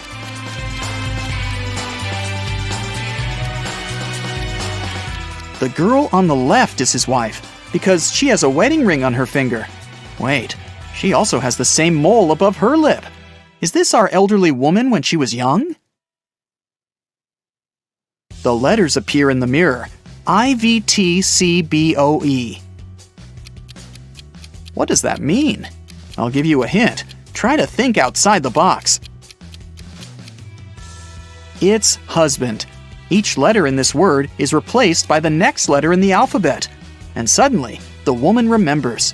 Her name is Brienne. She's a witch, and this is her castle. Brienne opens the door. Everyone else has already gathered outside.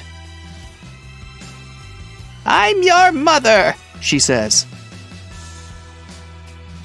"We know," Thomas replies. "Another witch tried to steal our father. She erased our memories and put a spell on him. I deciphered the recipe for the potion that can help him remember, but I'll need your help." There is a large cauldron in the hall. Everyone uses their knowledge to prepare the potion. Now Brienne must cast a spell. Solve the puzzle to find out the magic word.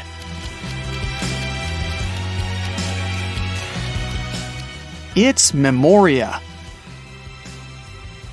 The potion is ready. Suddenly, 3 doors appear in front of the family. Behind the first door, there's a hot desert, but there are some fruits on the trees growing there. The second door opens to the middle of the sea. Behind the third door, there's an endless forest. What should the family do?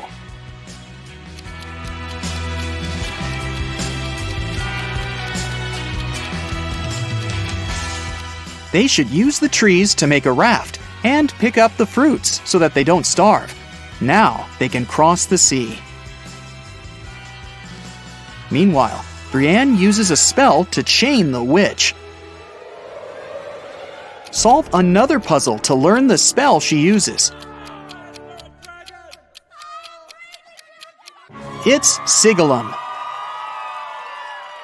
Now the witch won't bother them anymore. The family leaves the castle and lives happily ever after. 2 best friends, Emily and Luna, came to a popular and expensive hair salon. At first, the administrator told the girls they had just one available hairstylist. But after making a phone call, she happily announced she had found another hairdresser. Emily and Luna could have their hair done at the same time. But in the process, it dawned on the girls that one of the hairstylists was fake. Which one?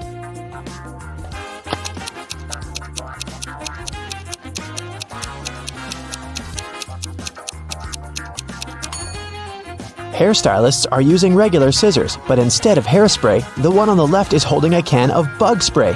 Yeah, that's a big clue right there. Mary and her younger brother Alex were mushroom hunting in the forest. They started to quarrel. So Alex got angry and ran away.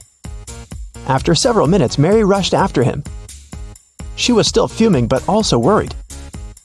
Soon, the girl reached a small river. A man was sitting on the shore. "Did you see a teenager here?" Mary asked. "Yep, he's just taken a boat and made it to the other side." But Mary didn't believe the man. Why?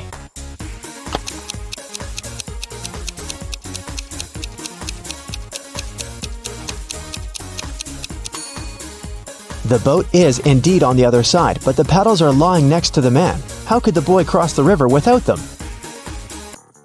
3 prisoners are sitting at a table having dinner, but one of them is wealthy. Can you guess who it is?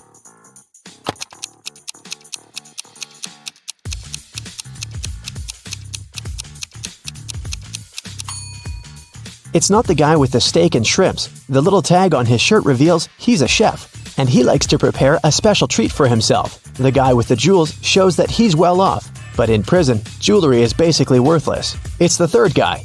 Wealthy people try to keep a low profile in prison, not to be targeted by others. That's why he doesn't flash any valuable possessions or his status. It's Friday and all the students have gathered in a big lecture hall to take the end of term exam. The teacher has been informed that one student is going to cheat. Can you tell which one? Pay attention to every detail.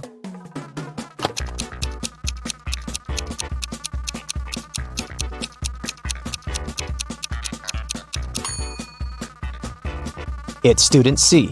It looks as if he's trying to remember what he's read, but he has all the answers written on his hand. Marta was walking through the park near her home in the evening. It was dark and there was nobody around. Suddenly, someone grabbed her from behind and they bolted away. Marta took off after them. She was pretty sure this person was a woman, but she couldn't make out her appearance or clothes. When Marta ran inside, she saw 3 teachers. The girl looked at them attentively and soon figured out which one of them had taken her bag. Can you do the same?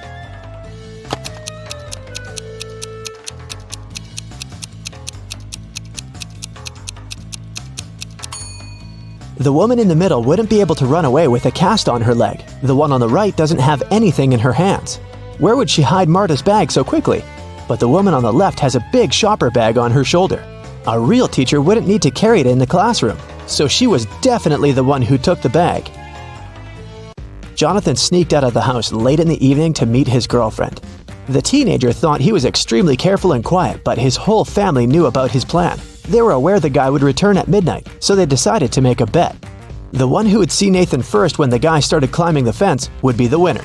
The prize would be no chores for them for 1 week. So as to not fall asleep, Nathan's dad switched on the TV. The teen's grandfather settled in the living room to read a book. The grandmother went to the kitchen to make a pizza, and Nathan's mom went to her room, sat down on the floor, and started to meditate. Who's going to be the first to spot Nathan when the time comes?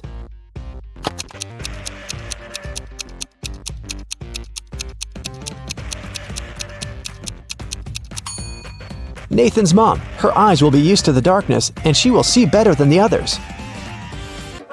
Look at this picture closely and try to figure out who's from the future.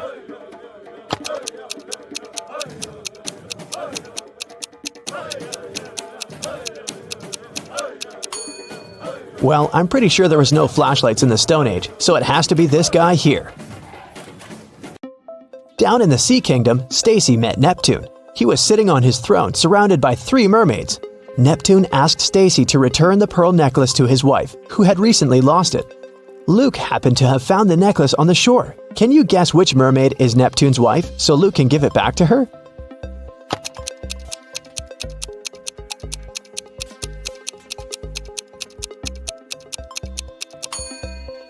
It's the third one.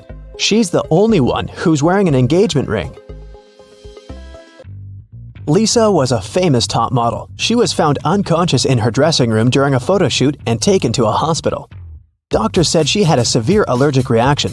But when Lisa came to her senses, she insisted she hadn't eaten anything all day. The model's manager was very concerned and interrogated everyone who'd been around. Lisa's stylist said that she had applied Lisa's makeup and indeed hadn't seen her eat anything. The cleaning lady said she had cleaned the dressing room with organic, non-allergenic products.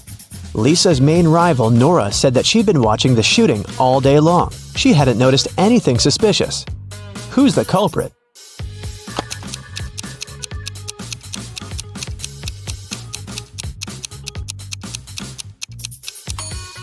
It was the stylist. Lipstick was the only thing Lisa could have swallowed that day. In the middle of the night, Dennis woke up because of a loud crash. One of the kids must have been out, but they know they aren't allowed to leave at night. The man went to check on the children. All 3 of them, Catherine, Ruth, and Larry, seemed to be sleeping peacefully. Look at the kids and try to figure out who sneaked out of the house.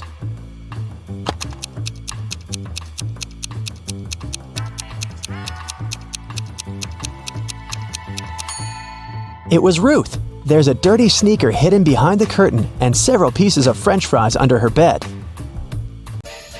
Brenda was traveling by train. It was scorching hot in the carriage.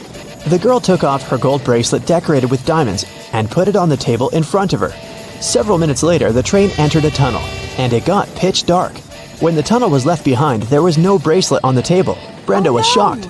"Someone's taken my bracelet!" There were just 3 other people in the compartment. Helen said she'd been sleeping. Rachel was reading a book on her phone, and Gregory had gone to the bathroom even before the train entered the tunnel. Who took the bracelet?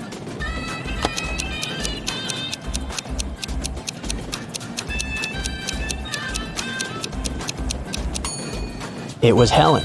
At first, she had her sleeves rolled up, but now they're covering her arms down to the wrists, hiding the bracelet. Sarah bought some ice cream on Saturday, but kept the flavors in secret.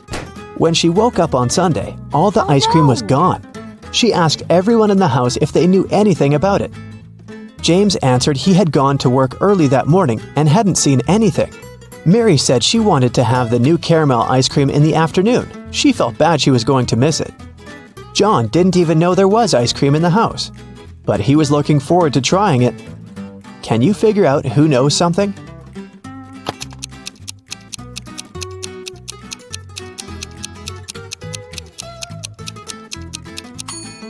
It's Mary. The ice cream flavors were a secret. She couldn't be sure there was a caramel taste among them. Can you tell who's a real mermaid here?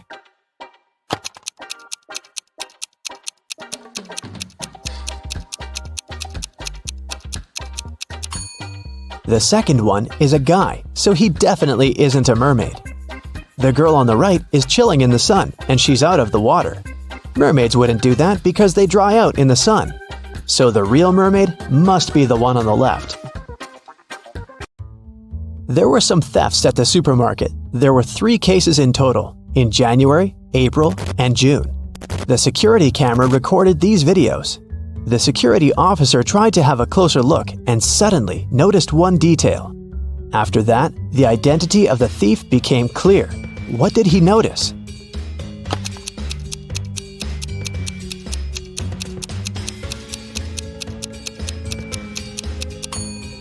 It was the pregnant woman. The attentive security officer noticed that in January, she looked about 6 to 7 months pregnant. In June, she looked the same. Seems like it's the mysterious case of the baby bump that was really a canned ham. One day, a thief decided to rob the local bank. He came up with a brilliant plan to dress up as one of the bank tellers and try to sneak into the vault. As he was approaching the vault, he saw a security guard standing right in front of the door. The robber hadn't anticipated this, so he hid and watched the guard carefully when one of the actual bank tellers walked up to the door. The security guard said 12.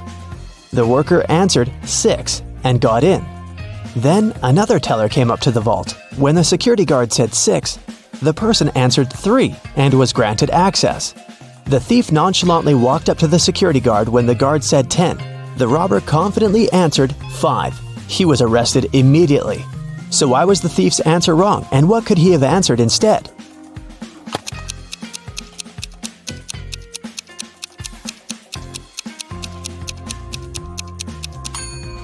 The response has to do with the number of letters in the word. 12 has 6 letters, so the answer is 6.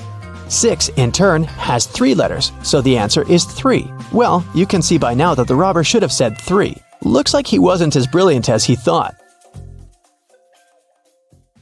Anna runs a chocolate factory. She offers all her clients a special deal. Anyone can exchange 5 chocolate wrappers for 1 chocolate bar. Robert spent 2 weeks collecting the wrappers and managed to find 77. Yeah! Can you tell what maximum number of chocolates he can get from Anna?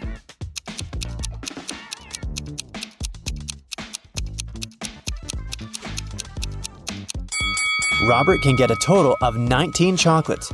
Here's how it works. First of all, 77 wrappers can be exchanged for 15 chocolates with 2 wrappers left. After unwrapping the new 15 chocolate bars, Robert will be able to exchange 15 wrappers for 3 more chocolates. Now he can use the remaining 2 wrappers and the new 3 wrappers to get 1 chocolate bar. 15 plus 3 plus 1 equals 19. Oh, yeah. Henry is an astronaut from Earth. He landed his spaceship on another planet in an unknown galaxy and began to explore the city and its citizens. Very soon, Henry felt a desperate need to go to the restroom, but when he saw these two doors leading to the ladies' and gentlemen's bathrooms, he got really confused. The problem is that Harry doesn't speak the local language, and he can't ask which door is for men and which is for women. Thankfully, he met a local guy, Mo, who could understand English. But he can speak only his native language. What two questions should Henry ask to figure out the right door?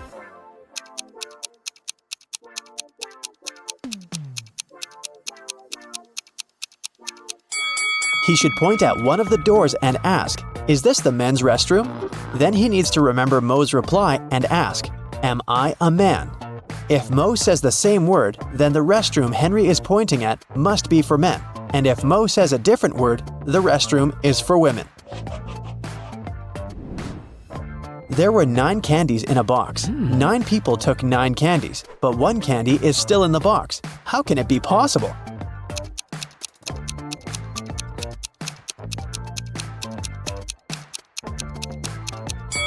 It's pretty simple. The last person took a candy and the box. This way, 1 candy remained in the box. On a cold night, 4 friends were roaming around the neighborhood. At one point, they tried to get under one umbrella, but the umbrella was too small. However, all 4 of them managed to stay dry. How can that be possible?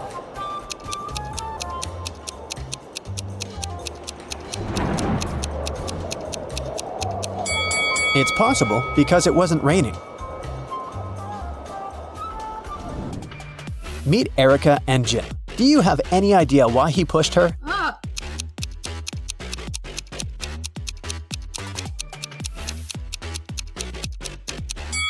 Because they're shooting a movie. Do you see that cameraman reflected in the window? Billy organized a betting game for his friends. According to the rules, he will place 2 candies, 1 yellow and 1 red, in a dark box. If the player picks the red candy, they will get $5,000. But if they pick the yellow candy, they will have to pay $500. Unfortunately, Billy's a liar. He put 2 yellow candies in the box instead of 1 yellow and 1 red. Billy's friend Wendy watched the players losing the game one by one. But when it was Wendy's turn, she won $5,000. How did she do it?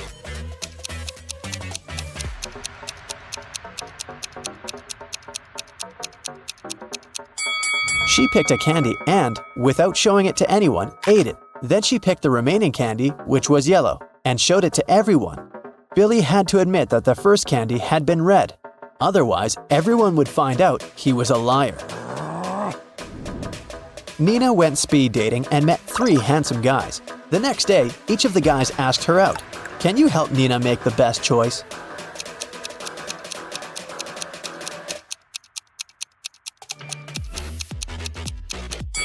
Brad didn't even ask the girl if she wanted to go to the restaurant or not. Besides, he's pretty rude and bossy. She barely knows Rob. It's not safe to go to his place alone, so Nina should choose David. He looks nice and polite. Hello. Amy has 2 strings. The only thing she can say for sure is that when you light one end of either string, it takes exactly 1 hour to burn. Can you help Amy measure 45 minutes with the help of the strings?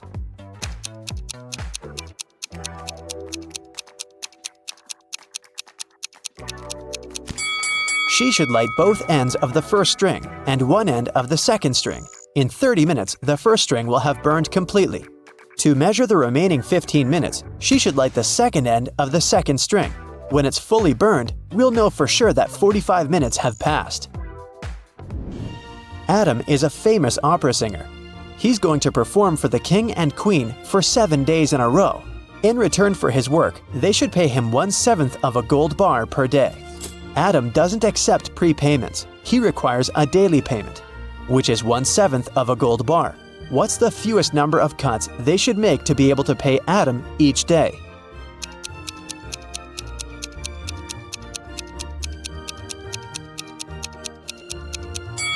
Just 2. Here's how it works.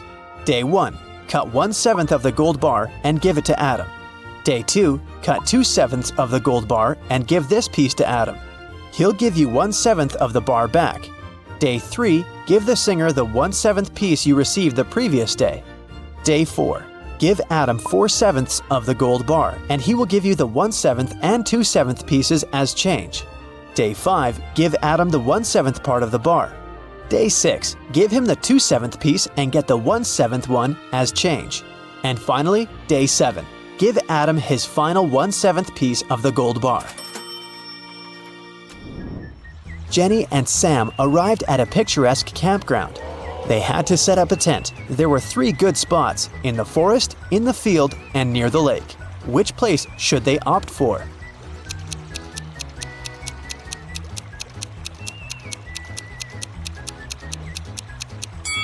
The best option is to choose the field. Wild animals live in the forest. As for the lake, look, a zombie is hiding in the bushes over there. Probably not the best neighbor. George was walking down the street. Suddenly, a wizard popped out of nowhere and teleported George to his castle. He offered the guy to choose between these 3 doors. There's a hungry tiger behind the first door. There's an angry dinosaur behind the second door. And the room behind the third door is filled with toxic gas. Which door should George choose?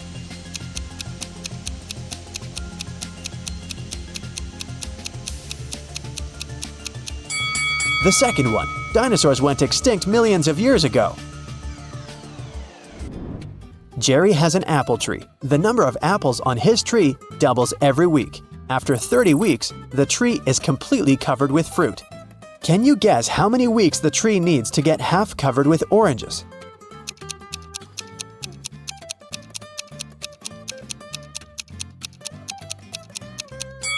Oranges don't grow on apple trees, but if I asked you about apples, the answer would be 29 weeks. Because, as we know, the number of apples doubles every week.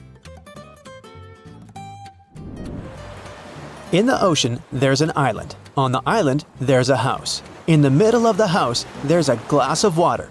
Inside the glass of water, there's a coin. What's in the middle of the ocean?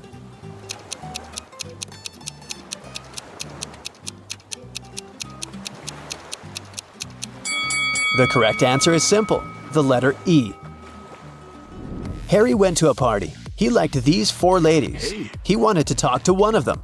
Which one should he choose?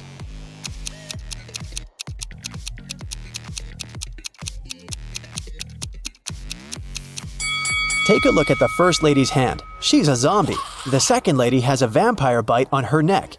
She can turn into a vampire any minute and ruin the date. And the fourth lady is a ghost. So Harry should go and talk to the third lady. Hello. Detective Thomas received a call from Holly. She said, "Please come over. I got robbed. It happened so fast. I left my purse in the backseat of the car. When I stopped at the traffic light, someone opened the door and snatched my purse." Detective Thomas hit the road and rushed to the crime scene. But when he saw Holly, he realized that she was a liar right away. How?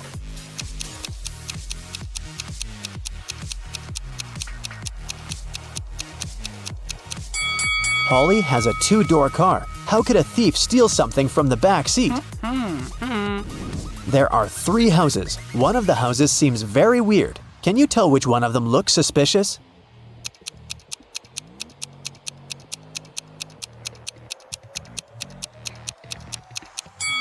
Look at the footprints. They lead to and from houses 1 and 3, so people come and go from those houses. As for the second house, the footprints only lead in one direction, inside. People come in, but they never go out. Take a look at this messy floor. Can you count the number of laptops that you can charge with the help of these extension leads?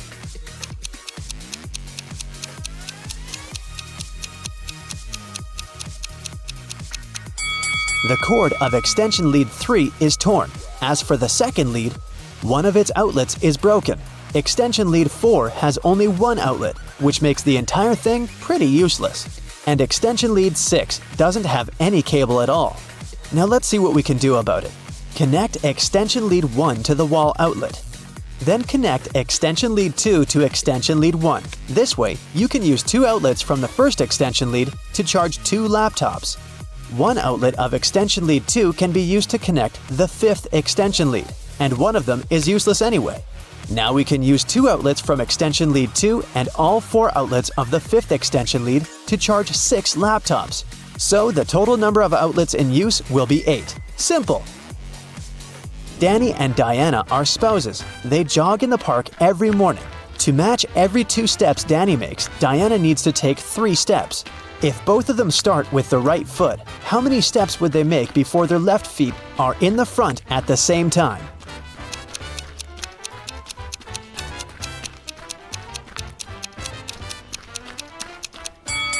They'll never reach that goal. Here's how it'll go. I'm a 5-letter word under you. Remove the first letter and I'm above you. Remove the second and I'm around you. Who am I?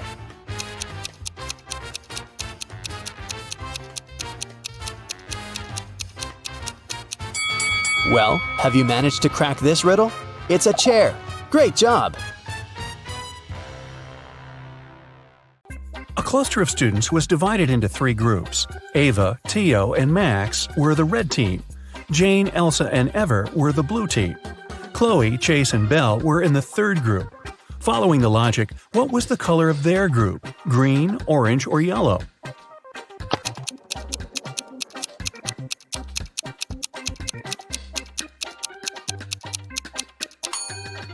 Students' names in the red group consist of 3 letters, just like the word red. The word blue, just like the name of the color, consists of 4 letters. The names Chloe, Chase, and Belle consist of 5 letters. So should their color. Green is the only color that fits, so their team is green. Brooke, Scarlett, Ruby, and Quinn are sisters. Quinn stands right next to Charlotte. Brooke is between Ruby and Quinn. Ruby is on the very right. Can you identify the name of each girl?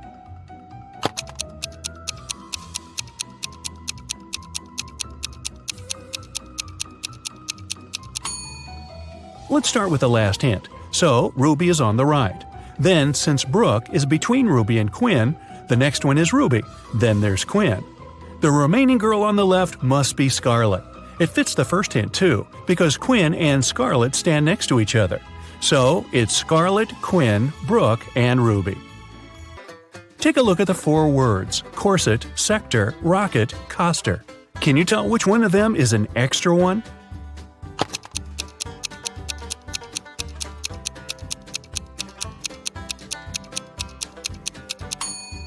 It's the word rocket. All the rest are anagrams of each other. If rocket had an S instead of a K, it would be an anagram too. Philip is a young inventor who constructed a robot that can do all the household chores and called him Joey. One day, when Philip came back from university, he found that his robot was stolen. He was looking for it everywhere until he found an old and dark dungeon. He went there hoping to find his robot and wasn't mistaken. However, 5 robots looked exactly like his, and Philip had only one try to pick the right robot. If he picked the wrong one, he'd be trapped in the dungeon forever. Can you help Philip find his robot?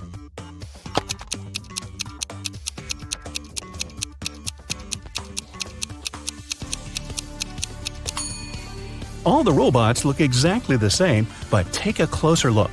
One of them has a badge saying Joey, and that's the name of Philip's robot.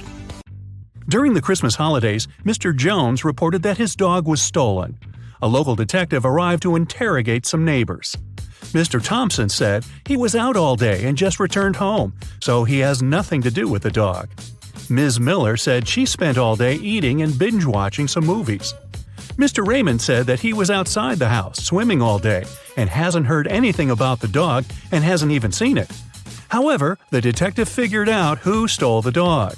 Can you?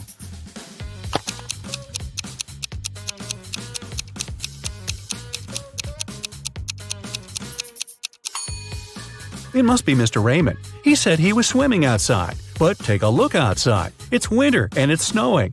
It's Christmas break. No way, man. Esme had a walk in the forest and soon realized she got lost. She was wandering around until she found a witch's house. She walked in, pet the cat, and asked the witch if she could help her out. Today, the witch was busy solving a math riddle her grandson sent her by Raven Post. He couldn't solve it and asked his grandma to help. Unfortunately, the witch couldn't solve it either, so she said that she'd let Esme go if she solves the riddle. Here's an equation. 101 minus 102 equals 1. Move just one digit and make it correct.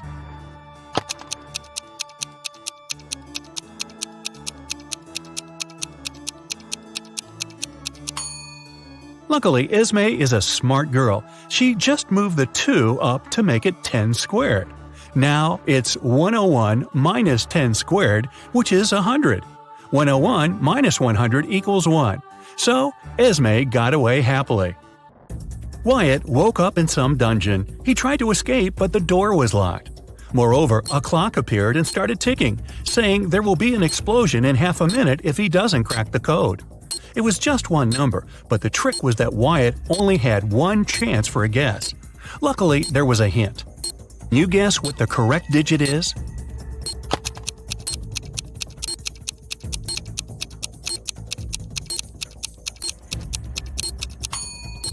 The second number in each row is the number of letters needed to spell the first one.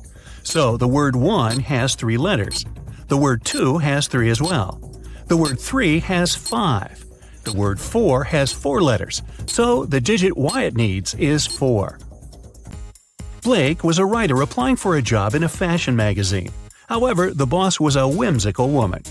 Blake did the interview well, but still, the woman didn't want to hire her because Blake was too young. The boss poured some water into a glass and asked Blake to get her some apple juice to fail her. However, there were 2 conditions. She wanted the water in the glass, but didn't want it to mix with the juice. Still, Blake figured out how to do it and got the job. How?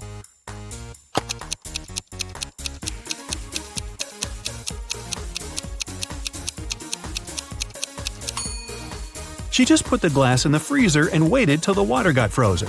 Then she poured the juice on top of it. In a small neighborhood, girls started to get kidnapped. The first day, it was Anna. The next day, Hannah disappeared. Then, the third day in a row, Elle went missing too. People in the neighborhood didn't want another girl to disappear. However, there was only one police officer, and he could only stay with one of them. There were 4 girls left: Ayla, Sienna, Ava, and Alice. Can you guess who the police officer should stay with to prevent the kidnapping?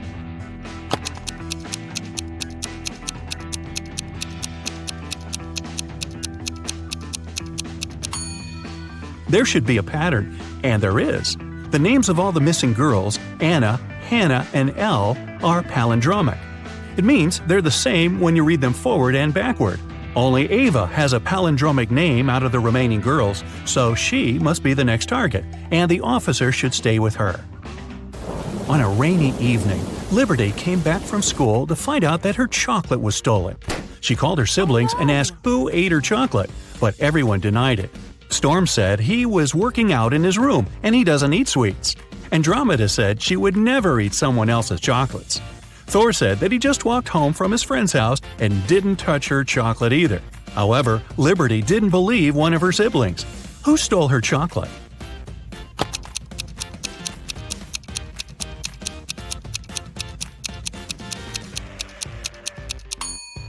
It was Thor.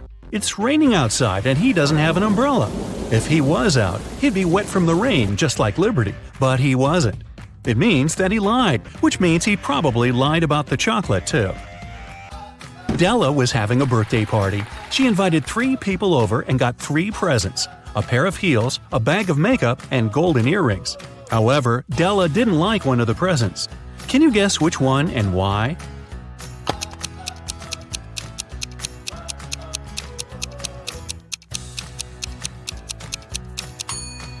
She didn't like the golden earrings just because she couldn't wear them. Her ears aren't pierced. Well, maybe she will consider piercing them. 4 sisters, Jane, Flora, Maeve, and Annika, were each born in one of the months January, February, March, and April. Here's their talk. "It's a pity no one's name starts with the same letter as their birth month," said Annika. "Who cares?" said someone who was born in January. "I wish my birth month at least started with a vowel, but I'm not even that lucky," said Maeve. Which month was each girl born in?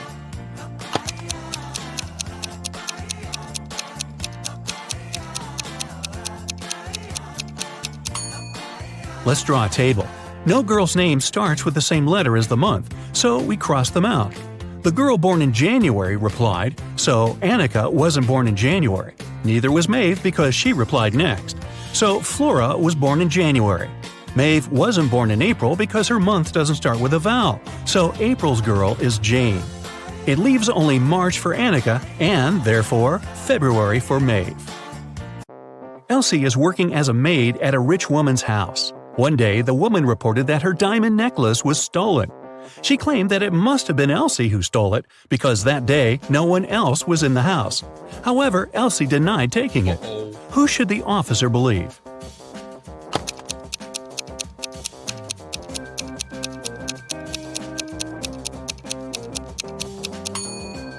He should believe Elsie. She said she didn't take it, and she's telling the truth. Look, the necklace is hidden in the woman's hair. Mr. Bright cleaned his office, locked it, and went on a vacation to Malta.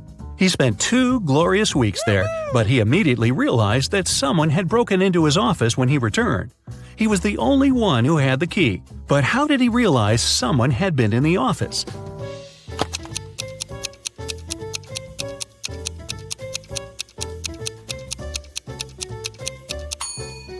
He cleaned the desk, but take a look at the trash can. There's some trash there now, even though it was spotless before.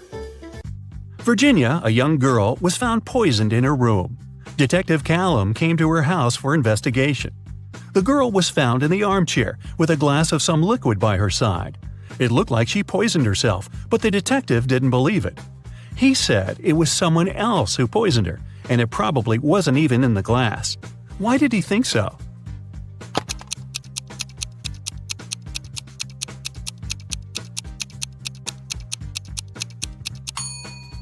Take a look at Virginia's desk. The mouse is on the left side, which means she's a lefty. However, the glass stands on the right side of her. Probably someone just put it there to make it look like she did. Jason is making pizza for his family, and Savannah went outside to make some grilled vegetables. Which one of them does something wrong?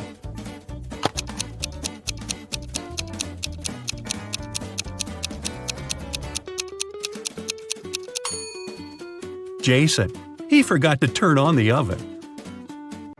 Susie is listening to music and vacuum cleaning the house. Elizabeth is working in the garden. Who is doing something wrong?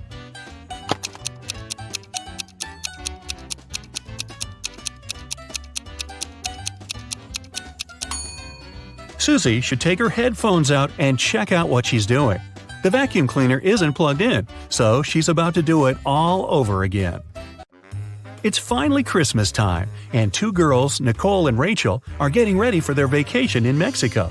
Who is doing something wrong?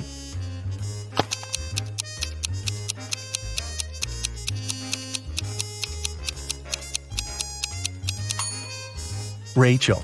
Take a look. She's packing sweaters and other warm clothes. However, it's not that cold in Mexico, even during Christmas, so she should definitely reconsider her vacation wardrobe. Okay, listen to me very carefully, my friend. Here's the deal. First, to steal the diamond, you need to get to a remote island. It doesn't exist on any map, and it's forbidden for ordinary people to be there. The diamond is in the heart of this place, inside a well-guarded deep underground bunker. It's impossible to get there through the main entrance. But lucky you, there's also a secret jail on the island. You can get there as a prisoner and then escape through the underground tunnel. That tunnel will lead you into the bunker. Then you should find the diamond. You'll have very little time for the whole operation. When you're done, a boat will be waiting for you in the southern part of the island. Do everything correctly and follow the plan, and then you'll encounter no problems. Got it? All right, let's go. You and other prisoners get into a helicopter and fly to the island. You're handcuffed. At one moment, the helicopter begins to shake. The pilot says you're falling. He puts on a parachute and jumps out of the helicopter. Take a look around and decide what to do next. Faster! You see the keys to your handcuffs hanging near the cabin. Then you get rid of the handcuffs. The prisoners ask you to release them too. But be careful, these people are dangerous. All 3 of them say they know how to fly a helicopter. Who will you believe?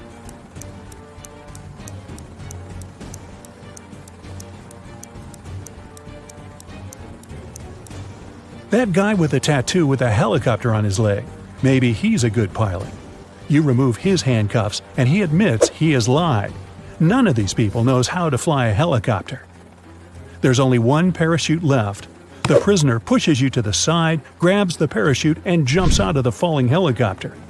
You decide to release the other prisoners too. What will you do next? Jump without a parachute? Try to land the helicopter on your own?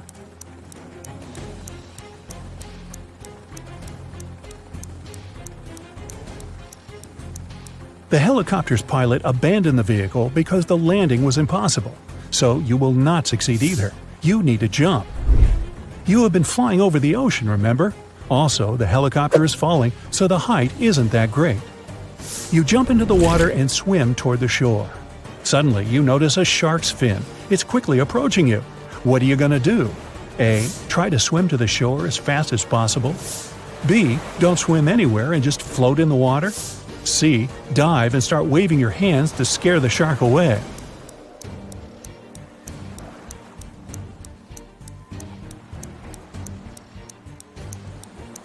You need to stop. If you start swimming away, the shark will begin chasing you. Breathe in a lot of air and try not to make unnecessary movements. The shark will leave soon. But if it attacks, you'll have to attack back. Its gills and eyes are the animal's weak spots. Fortunately, the shark doesn't charge at you. It swims away, and you get to the shore safely. The island's guards are running out of the jungle. One of the prisoners who was with you in the helicopter is hiding in the bushes and invites you to join him. Where will you go?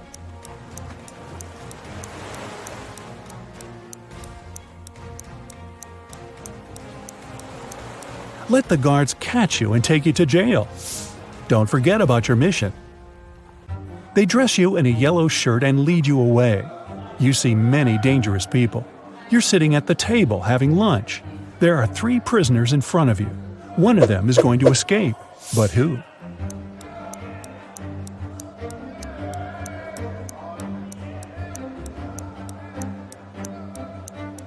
That man with a book.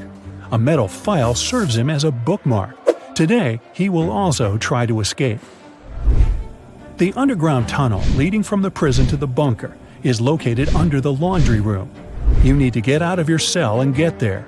To do this, you have to get the metal file and pick the lock. Everyone goes out into the courtyard for a walk. You're following the man with the book. He sits down on the bench and hides the book under the seat. You need to distract him and get your hands on the book. You can use a basketball, dumbbells, or playing cards. What will you do?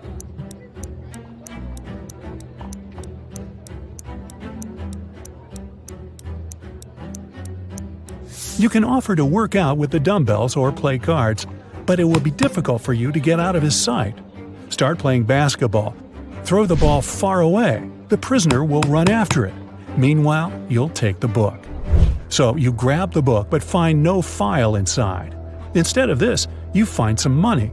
It seems this guy has sold the tool to one of the other prisoners. You put the money in your pocket and look around the yard. Which of the prisoners can have the metal file?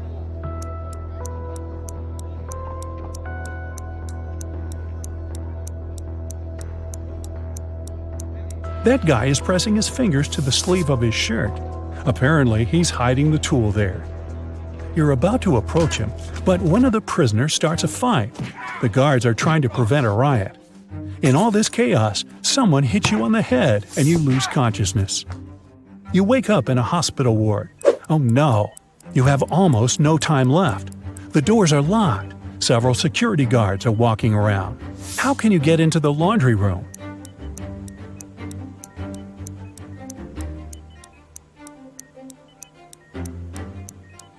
In the corner, there's a huge cart with dirty laundry. Hide in there, and they'll take you to where you need to go. You hide among the dirty sheets. The cleaner takes the cart and transports you to the laundry room. He throws the linen into the washing machine and notices you. The cleaner is going to scream and call the guards. What will you do?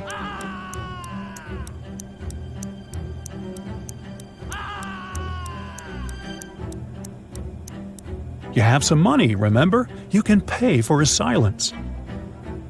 You move one of the washing machines and find a hatch under it. You climb inside and walk through the tunnel. It's very cold, wet, and dark here. Finally, you reach a small room. There are no windows and doors, only brick walls. What will you do? You can't go back.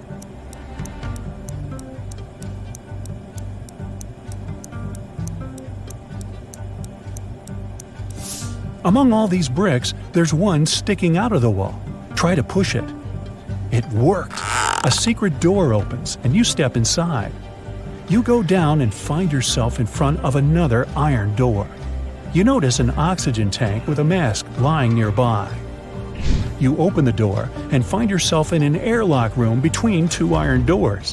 One of the doors closes behind you. All the oxygen gets pumped out. You can't breathe, so you put on the mask. The second iron door opens, and you go inside. You see 3 tunnels. The first tunnel is filled with moving axes, blades, and other traps. High-voltage electric discharges flicker in the second tunnel. The third tunnel is burning with a bright flame. One of the threats is an illusion. Which tunnel will you choose?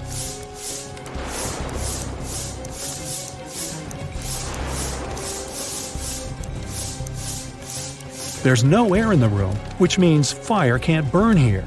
The flame is a hologram. You move on and find yourself in front of a dark room. It's so dark you can't see what's inside. It seems to you that the diamond is there. Stop. What is this diamond? Who gave you this mission? What are you doing here? What's happening? At this moment, some unknown force pushes you forward. You step into the black void and fall. You find yourself floating in outer space. It's so cold and scary here. You feel tiny in the boundless universe. Suddenly, you see something shining. Is it a star or an asteroid? A bright light illuminates the black space around you. Good job, a heavy voice says. You reach out your hand and touch the light. At this moment, at a great speed, you start flying back through space and time. You're falling fast and land in a dirty room. Frightened, you get up and open the door. Oh, yes, sunlight! You finally get out of the bunker and find yourself on the island.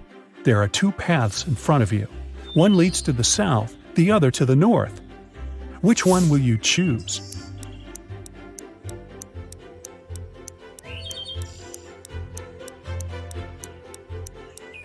The boat is supposed to be waiting for you in the south, remember?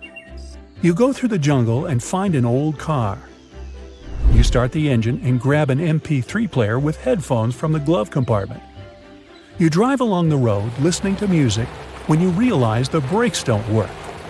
There are 3 ways ahead. A brick wall is waiting for you at the end of the first road. The second one leads to a swamp, and the third leads to a high hill with a cliff. Where are you going to drive? There's almost no time.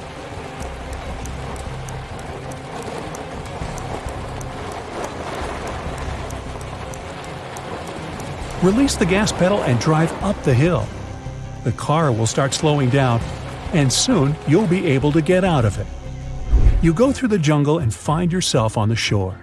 There's an old motorboat on the sand. You push it into the water, start the engine, and get in. After traveling for some time, you see rocks with shipwrecks next to them. You slow down and hear beautiful singing coming from the rocks. The singing is beckoning, and you direct your boat right toward the rocks. You're quickly approaching the place and can do nothing to stop the inevitable. What will you do?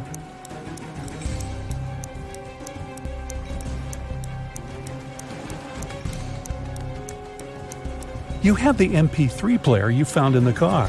You put on the headphones, turn on cool epic music, and travel away. You're heading toward sunset, toward new adventures. And now, let's check your points. 0 to 3 points. You definitely shouldn't go on dangerous adventures. You may be able to pass the first test, but you aren't likely to get through all the trials. 4 to 7 points. It's better, but you still lack confidence. You might panic in an extreme situation, and panic is the main enemy of any adventurer. 8 to 11 points. You're not afraid of danger. You always move forward with confidence. But you need to work on your attention to detail and your logical thinking skills to be able to always get out of trouble. 12 to 14 points. You're a real adventurer. You can handle not only exhausting challenges, but also survive inexplicable strange situations that would drive other people mad. Robert was a collector of rare coins. One day, the man called the police. "I got this coin only yesterday," he cried. "I've been looking for it for several years, and now it's gone. I'll bet it's one of my brothers. Frederick and Matthew live together with me. One of them collects ancient books, and the other is crazy about rare stamps. All our collections are kept in one large room." The police started to ask Robert for more details. It turned out that the key from the room where all the collections were was kept in a vase standing on the fireplace. The only person who visited the house was Robert's friend, Mark. The man liked the coin so much that he started offering big money for it. But Robert didn't agree to sell it. In the morning, he came to check on the coin, but it was missing. When the police arrived, they found out the room had been opened with the key. The police didn't find any fingerprints either. Do you know who stole the coin?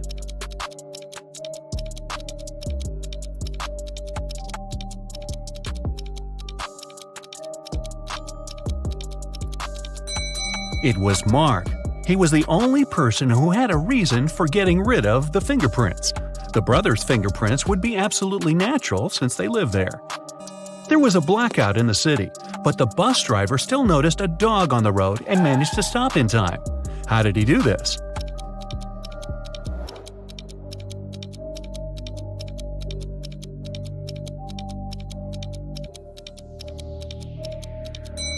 This accident happened during the day.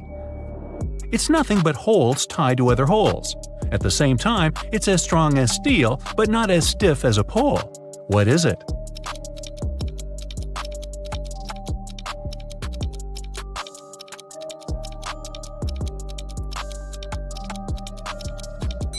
It's a chain. Stephen's wife called the police and told them her husband had disappeared right from his garage. It happened several hours ago. The only thing she found there was a left-hand glove. When the police came, they saw it was a very peculiar glove. Such gloves were sold only in one store in their town. The store owner told them he had recently sold these gloves only to two people, Kevin, Stephen's neighbor, and Brian, Stephen's colleague at work. The police officers visited Kevin and asked the man to show them his gloves, but Kevin had just one. "I lost the other glove a week ago, and I don't have any other gloves." The man even pulled the glove on to demonstrate it to the officers. Then the police visited Brian. "I was wearing these gloves when I was repairing my car. They got so dirty that I threw them away." Who do you think knows something about Stephen's disappearance?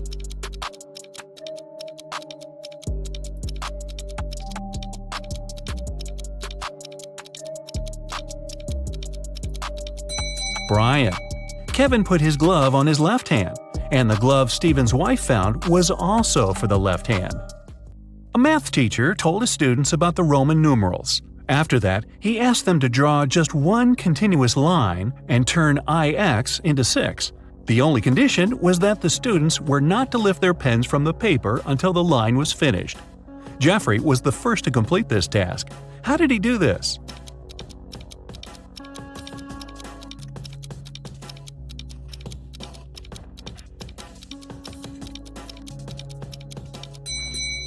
He drew the letter S in front of IX and got 6. Both Sharon and Cynthia had a box of chocolates each. There were 14 chocolates in each box. Sharon ate several candies, and Cynthia ate the same number of chocolates that were left in Sharon's box. How many chocolates do they have together now?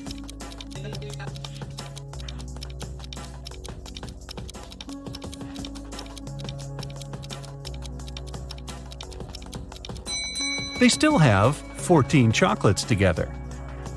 Kimberly inherited an old house from her rich aunt. When the young woman was exploring the cellar, she came across a massive wooden door. She opened it and saw a small room. In that room, there were 3 bags and a note on the floor. One of the bags has $1 million, and the others are empty. You can only open one bag, so think carefully. Kimberly also noticed there was a message on each bag. On the first bag it said, "The cash is not here." The message on the second bag was, "The cash is not here."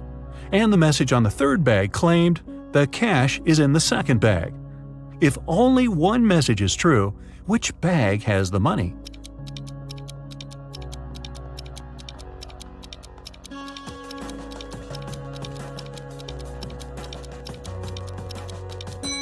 The money can't be in the second or third bags. If it was so, then two messages would be true. It means the money is in the first bag. When you look for something, you always find it in the last place where you search. Why is that?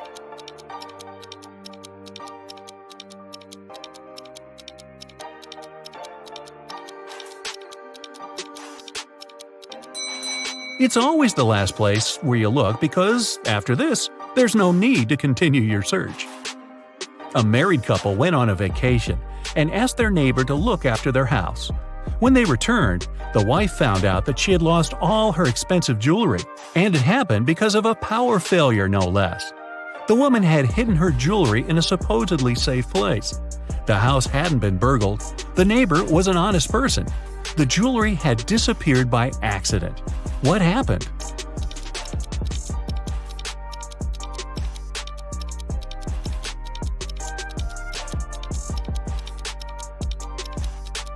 The wife hid her jewelry in the freezer in a bag with frozen food. After the power failure, the food got spoiled. The neighbor decided to help and threw away all the bad food from the fridge, along with the jewelry. You're locked in a room with 3 doors. It's safe to walk through any of them, but the doorknobs are the real problem. One of them puts out high voltage. The second is covered with poison. Just one drop on your skin and you won't survive. And the third doorknob is so hot it will make your hand burn. What doorknob should you opt for?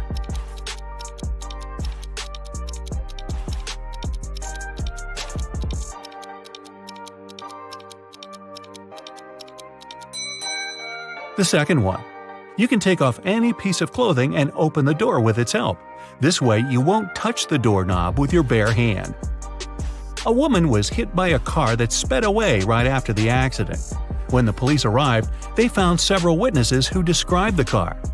The detective went to the house of one of the suspects. There, he saw a car that looked like the one in the description. But when he questioned its owner, the man claimed he had spent the whole day at home. The detective realized the suspect was lying right away. How?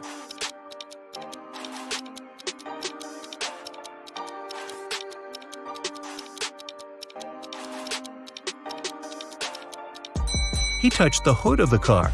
It was still warm from the engine. I was driving along the highway when one of my tires burst. I stopped to change it, but when I came back to the car, I saw it had a flat battery. I looked around and realized I was in the middle of a small town. I decided to wait for someone who could help me. Suddenly, I heard glass shatter. The night was very dark, so I switched on the headlights and saw a man climbing out of a house. He was carrying a large bag. I got scared and ran to the nearest police station. That was Mr. Darrison's story. The police detective who was listening to him asked, "And where did you hide everything you had stolen from that house?" How did he come to that conclusion?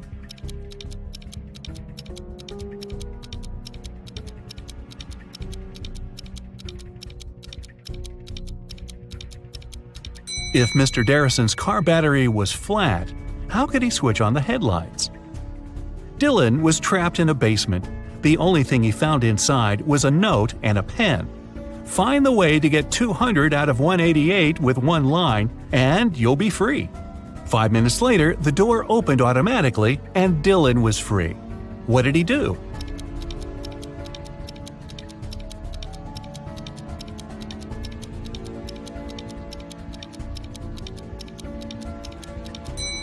He drew the line to divide 188 horizontally. That way, he got 2 ones and 4 zeros. A woman in a purple dress exclaimed, "I've never been to this store, Cinderella dresses. What kind of name is this?" But many people claim that a woman in purple took all the money from the cash desk while the shop assistant was away and ran out of the store, Detective Smith told the woman. The woman exclaimed, "I was just standing outside when suddenly a woman charged at me. Of course, I got scared and ran away. Then a police officer saw me running and stopped me. I agreed to return to the store, hoping it'd clear up the confusion. Several visitors said I could be the thief, but they weren't sure." "Now, I know you're the woman who stole the money," the detective said. How did he figure it out?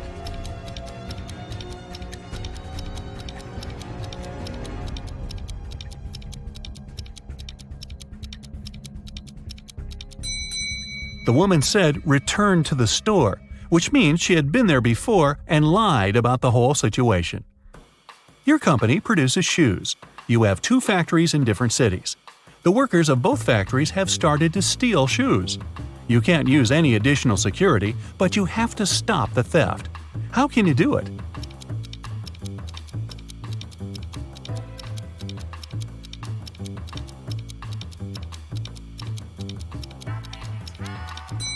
One factory should start making only left shoes, and the other only right ones. Detective Aaron Bowler participated in a competition organized by a private consultant who came from Europe. Aaron wanted to become the Detective of the Year very much. It was the evening of the last day of the competition. The consultant explained what would happen next. You will all gather in a large room.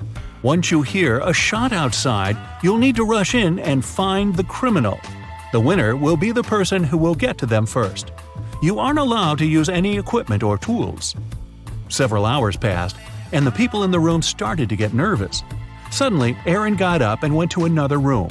His colleagues asked him where he went, but the guy only answered, "I need to get ready for the chase," and he took a seat without switching on the light. Several minutes later, the detectives heard the shot. Aaron ran outside and was the first to catch the criminal. The consultant gave the man his prize and asked, "What helped you to be the first?" What did Aaron answer?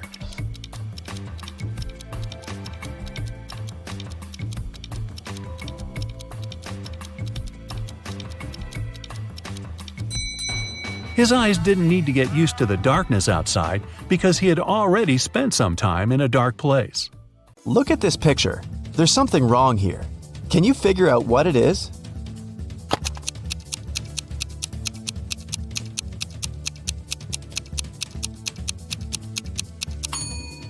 Most wristwatches are made with the crown on the right side. Detective Harris has come to investigate a new case.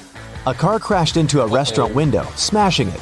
There are 2 suspects, Julie and Douglas, but each of them claims it's the other person who did it. Can you figure out who's lying?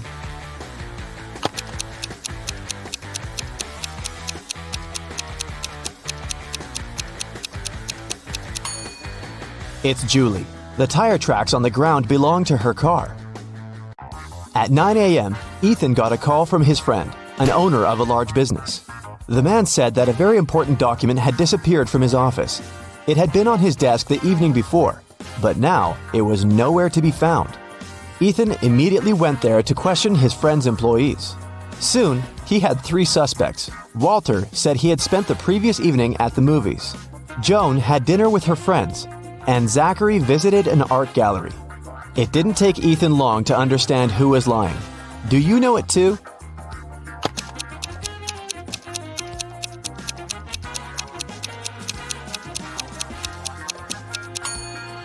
It was Walter.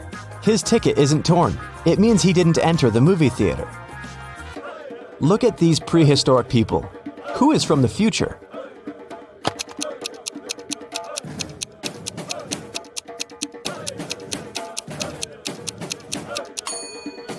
It's one of the guys carrying water. He's holding a flashlight. Cheryl was reading a book, but she was careless and accidentally tore out pages 7, 8, 100, 101, 333, and 334. How many pages will she have to fix?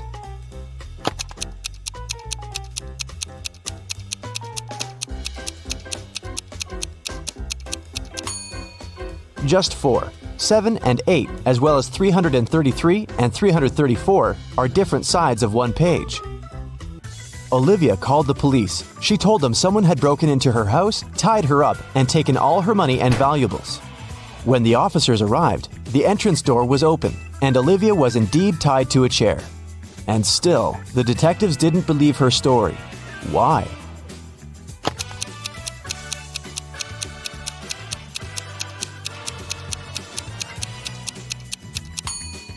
If the girl was tied, how did she manage to call the police? Gemma returned from Asia and brought a precious porcelain figurine. She organized a party and invited all her friends to tell them about her journey. They had a great time, but after her friends left, the woman realized the figurine had disappeared. Oh no! She called the police and showed them the photos she had taken at the party. One of the officers immediately realized who had stolen the figurine. Do you understand it too?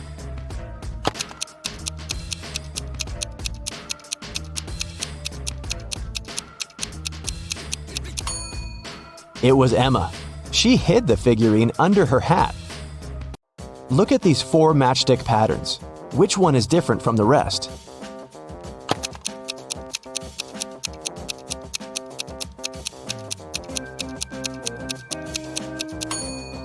It's pattern number 3.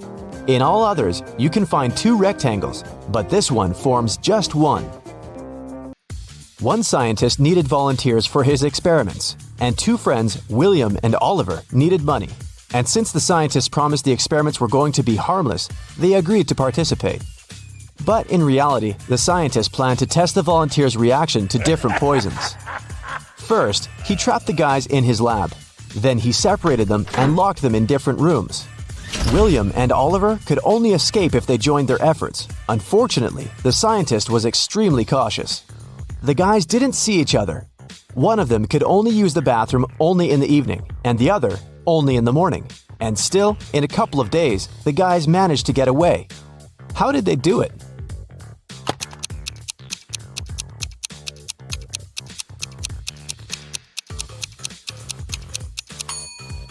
They wrote messages to each other on the steamed-up mirror in the bathroom with their fingers. They could read the messages later by breathing on the mirror. I shave, cut, and wash several times a day, but I still have more hair than you can imagine. Who am I?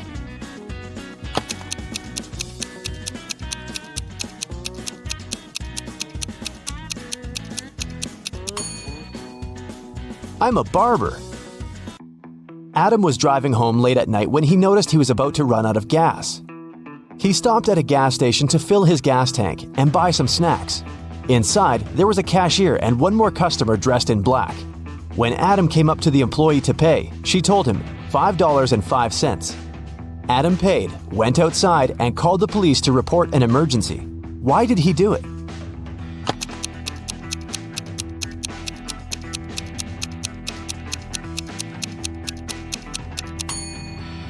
The cash register showed 1835, but the cashier said 505, which looks like SOS. Look at these emojis. How sharp is your vision? Can you spot the girl?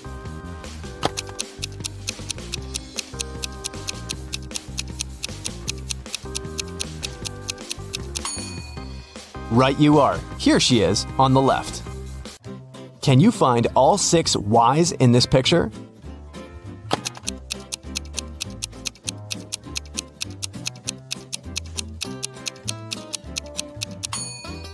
Here they are. Good job. You take it and throw away its outside. Then you cook the inside. Then you eat the outside and throw away the inside. What is it?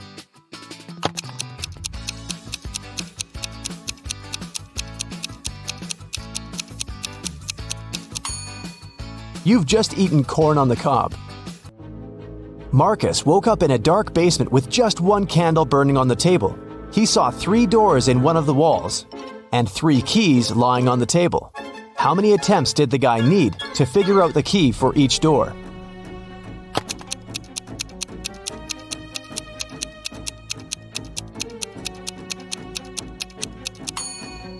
He needed 6 attempts at the most.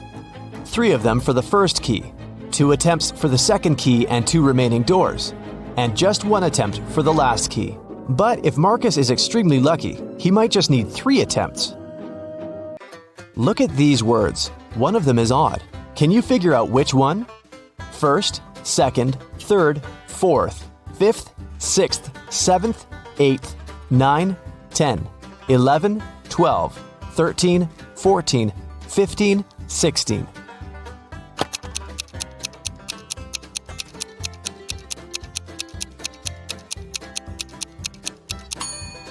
It's the word fourth. It should be spelled as fourth. Look at this picture attentively. What's wrong with it?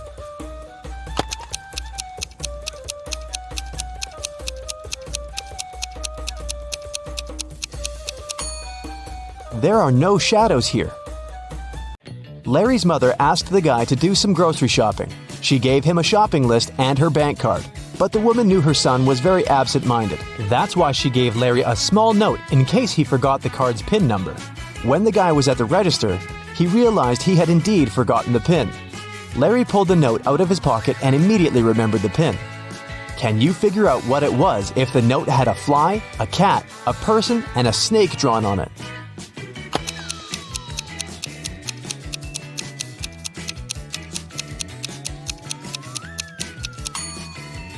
The PIN was 6420.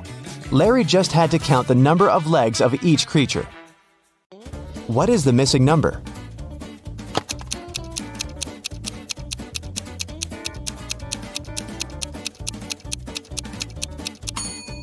It's 78. When read upside down, those numbers are 86, 87, 88, 89, 90, and 91. When someone robbed a bank in a small town on a snowy Monday, the police have 4 suspects. But all these people claim they've been at home all day long. Look at their homes and try to figure out who's lying.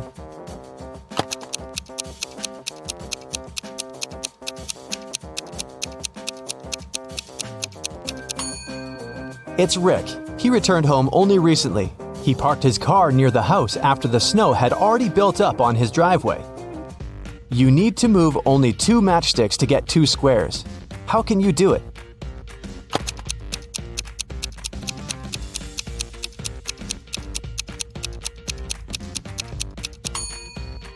That's how you can get 2 squares. Which of these clocks is the odd one out?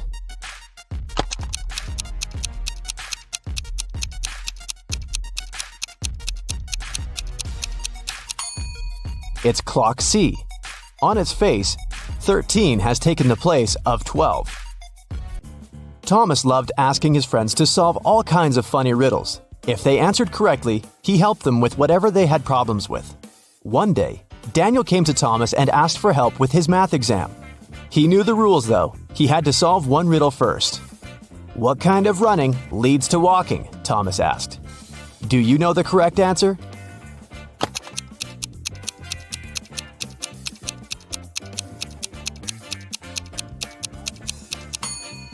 Daniel said, "Running out of gas." And he was right. But helping your friend with exam preparation is a difficult task. That's why Thomas asked Daniel to solve one more riddle. A woman drove from Seattle to Los Angeles. It took her 2 days to get to her destination. That's when she discovered one of her tires was punctured. How did she manage to get to Los Angeles? Daniel cracked this riddle. Can you do the same?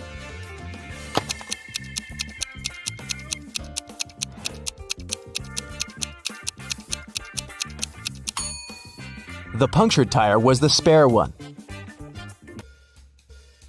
Detective Parkson was working on a tricky case. One day, he vanished. His colleagues found an encrypted note on his desk. The officers knew Parkson had 3 suspects: Milana, Susan, and Emily. Who had some information about the detective's disappearance?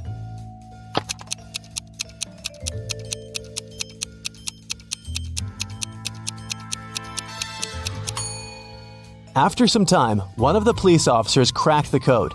D plus 1 equals E. L plus 1 equals M, and so on. It was Emily who knew where the detective was. Aaron's enemies kept the guy in a tower that was 150 feet high.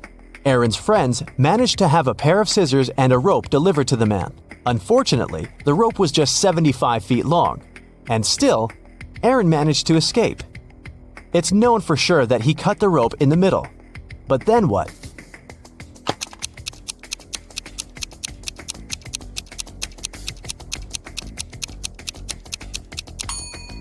The guy did cut the rope in the middle.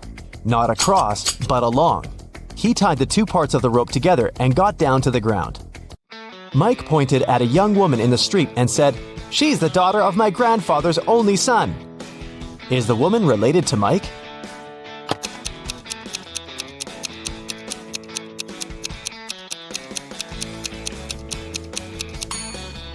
She's his sister. Detective Jackson was walking along the street when he heard some noise. He ran to see what had happened. It turned out that some man had grabbed an elderly lady's bag and sprinted away. The detective ran in the direction witnesses showed him. After he turned the corner, he saw 3 doors. He knocked on the first one. The apartment owner, Patrick, opened the door. The man told the detective he'd just returned from a long run. Another man, Jerry, opened the door. He said he'd been playing basketball behind the house. The third apartment belonged to Raymond, a musician. He had just finished composing a new piece of music. After talking to all these people, Detective Jackson understood who the thief was. Do you know it too?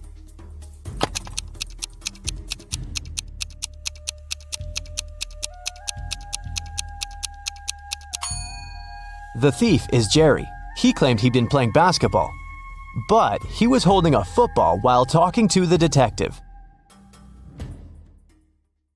Ever was having a birthday party. At one point, she noticed that her twin brother Noah went to his room with some girl. Ever wanted to take a closer look, but her friend distracted her. When she returned, the couple had already been gone. She had 3 suspects: Eliza, Jane, and Isla. When Ever went downstairs, she immediately realized which girl her brother was dating. Can you figure it out too?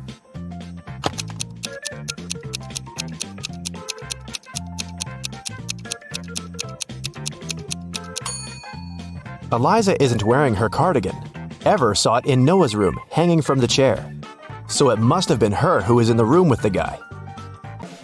Serafina was having a birthday party, and her guests brought her presents. Her boyfriend, Mason, got her a pair of beautiful high heels. Her sister, Daphne, got her earrings, and her best friend, Ada, got her a scarf. All the gifts were amazing, but Serafina still had one person to change their present. Who messed up?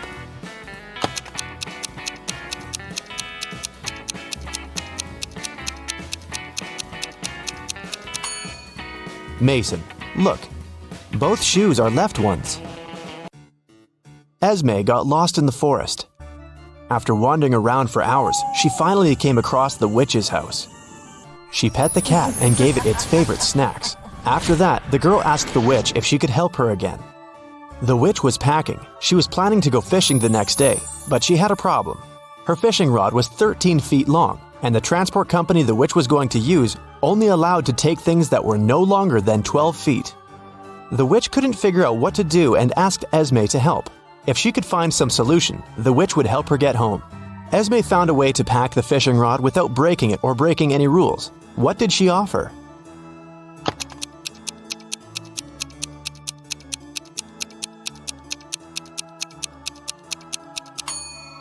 The witch should pack the rod in a box the size 5 by 12 feet. Diagonally, the 13-foot-long fishing rod will fit perfectly, and the box will still only be 12 feet long. Ren came back from work and checked his mailbox. There were a couple of magazines and a letter. It turned out to be a love letter, but it wasn't signed. Instead, there were several numbers in the end. 18, 9, 12, 5, 25. Can you guess who sent Ren the letter?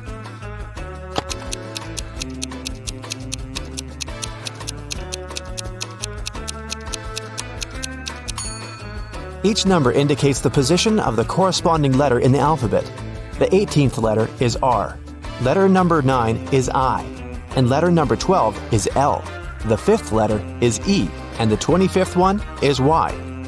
So, Ren's secret admirer is Riley. It was the first day of college. Lily came there with her new cell phone, which she, of course, showed to all her friends. At one point, the girl went to the bathroom and left the phone on her desk. When she returned, the gadget was gone. She asked everyone in the class what they had been doing while she had been away. Cleo said she had been talking on the phone with her best friend. Charles said he hadn't been doing anything, just listening to music. Jake said that he'd been busy finishing his homework. That was enough for Lily to understand who had stolen her cell phone. Can you guess?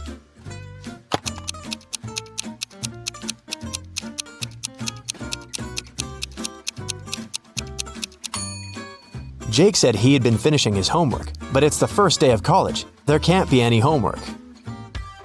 Vivian and Susanna are online influencers. Can you tell which one is likely richer?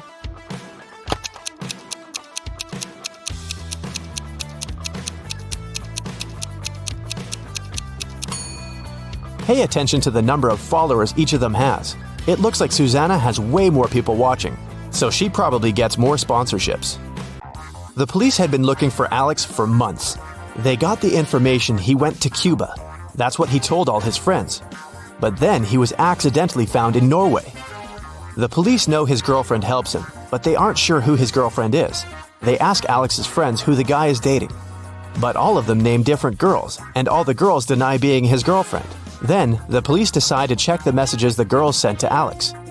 Take a look at these texts and try to understand who his real girlfriend is.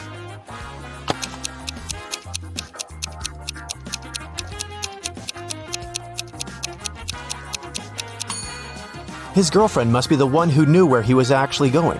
Looks like all the girls stay in touch with Alex, but the snowflake in Layla's text looks suspicious. You don't send snowflakes to people who go to Cuba, so Layla must be Alex's girlfriend and his accomplice. Take a look at the picture. Can you crack this puzzle?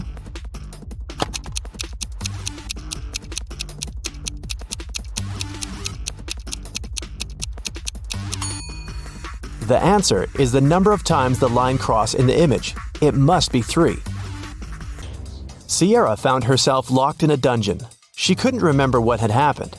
She looked around and saw a door that could be a way out. But to open it, Sierra needed to know the passcode. Luckily, there was a hint. Sierra had just one try. If her guess was wrong, the dungeon would get locked forever. Can you help the girl decide which password is the correct one?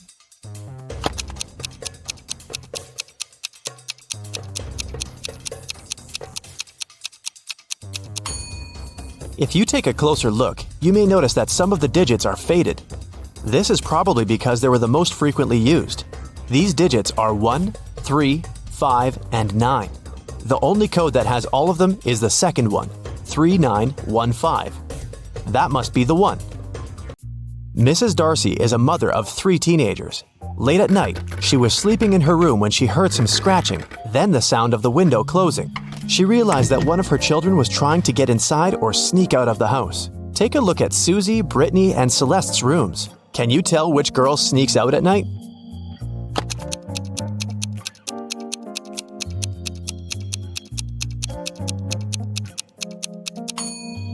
It must be Brittany. Look at the shoes by the door. They're all wet, so she must have just returned. A rich lady, Mrs. DeRavin, was looking for a nanny for her dogs. She invited 3 candidates and asked them why they wanted the job. Isla said that she was totally broke and she needed some money. Olivia said that she loved dogs, but her parents wouldn't let her have one. Liam said he had a lot of free time and thought of getting a job. Mrs. DeRavin let everyone go so she could think and make the final decision. After all of them had left, the woman discovered that her very expensive ring was missing. One of the candidates had probably stolen it. She asked them to come again, and when the woman saw them for the second time, she knew exactly who the thief was. Have you figured it out?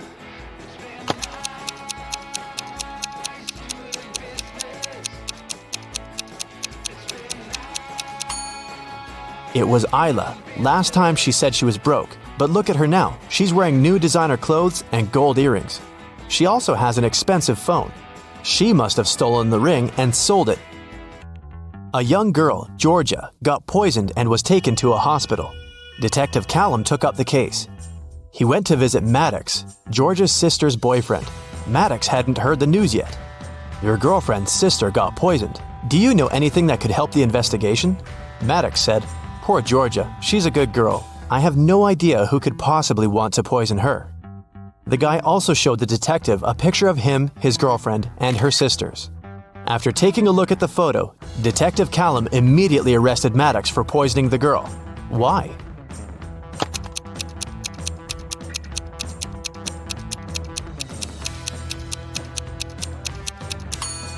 In the picture, there are 4 girls. This means Maddox's girlfriend has 3 sisters. Then how did the guy know which one had been poisoned? Lyra met 2 guys online. The girl was trying to decide who she should go on a date with. Asher said he loved summer sports. He even played hockey professionally. Oliver said that he played basketball. He was on the state's basketball team. Lyra figured out that one of the guys was lying, so she chose the other one. Can you tell who's lying?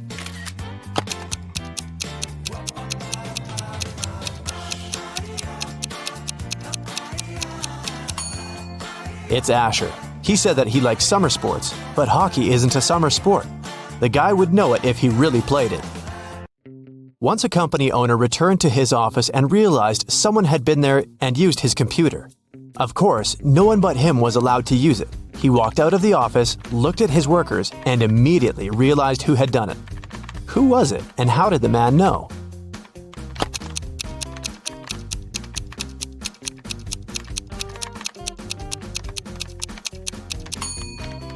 It must be this woman in the middle. Take a look at the director's office again. The mouse is on the left side of the computer. It means the person who broke into the office was left-handed. The woman's left hand is covered in ink. That's because she's left-handed and slides her hand over her writings. Kai broke into his music teacher's office. He wanted to print out the answers for the next day's test, but the computer required a password. Luckily, there was a post-it note that said 4361. Can you guess the password?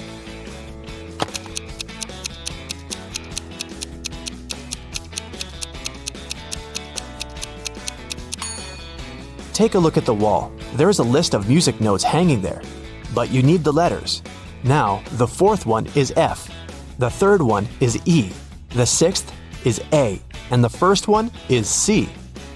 The password must be FEAC.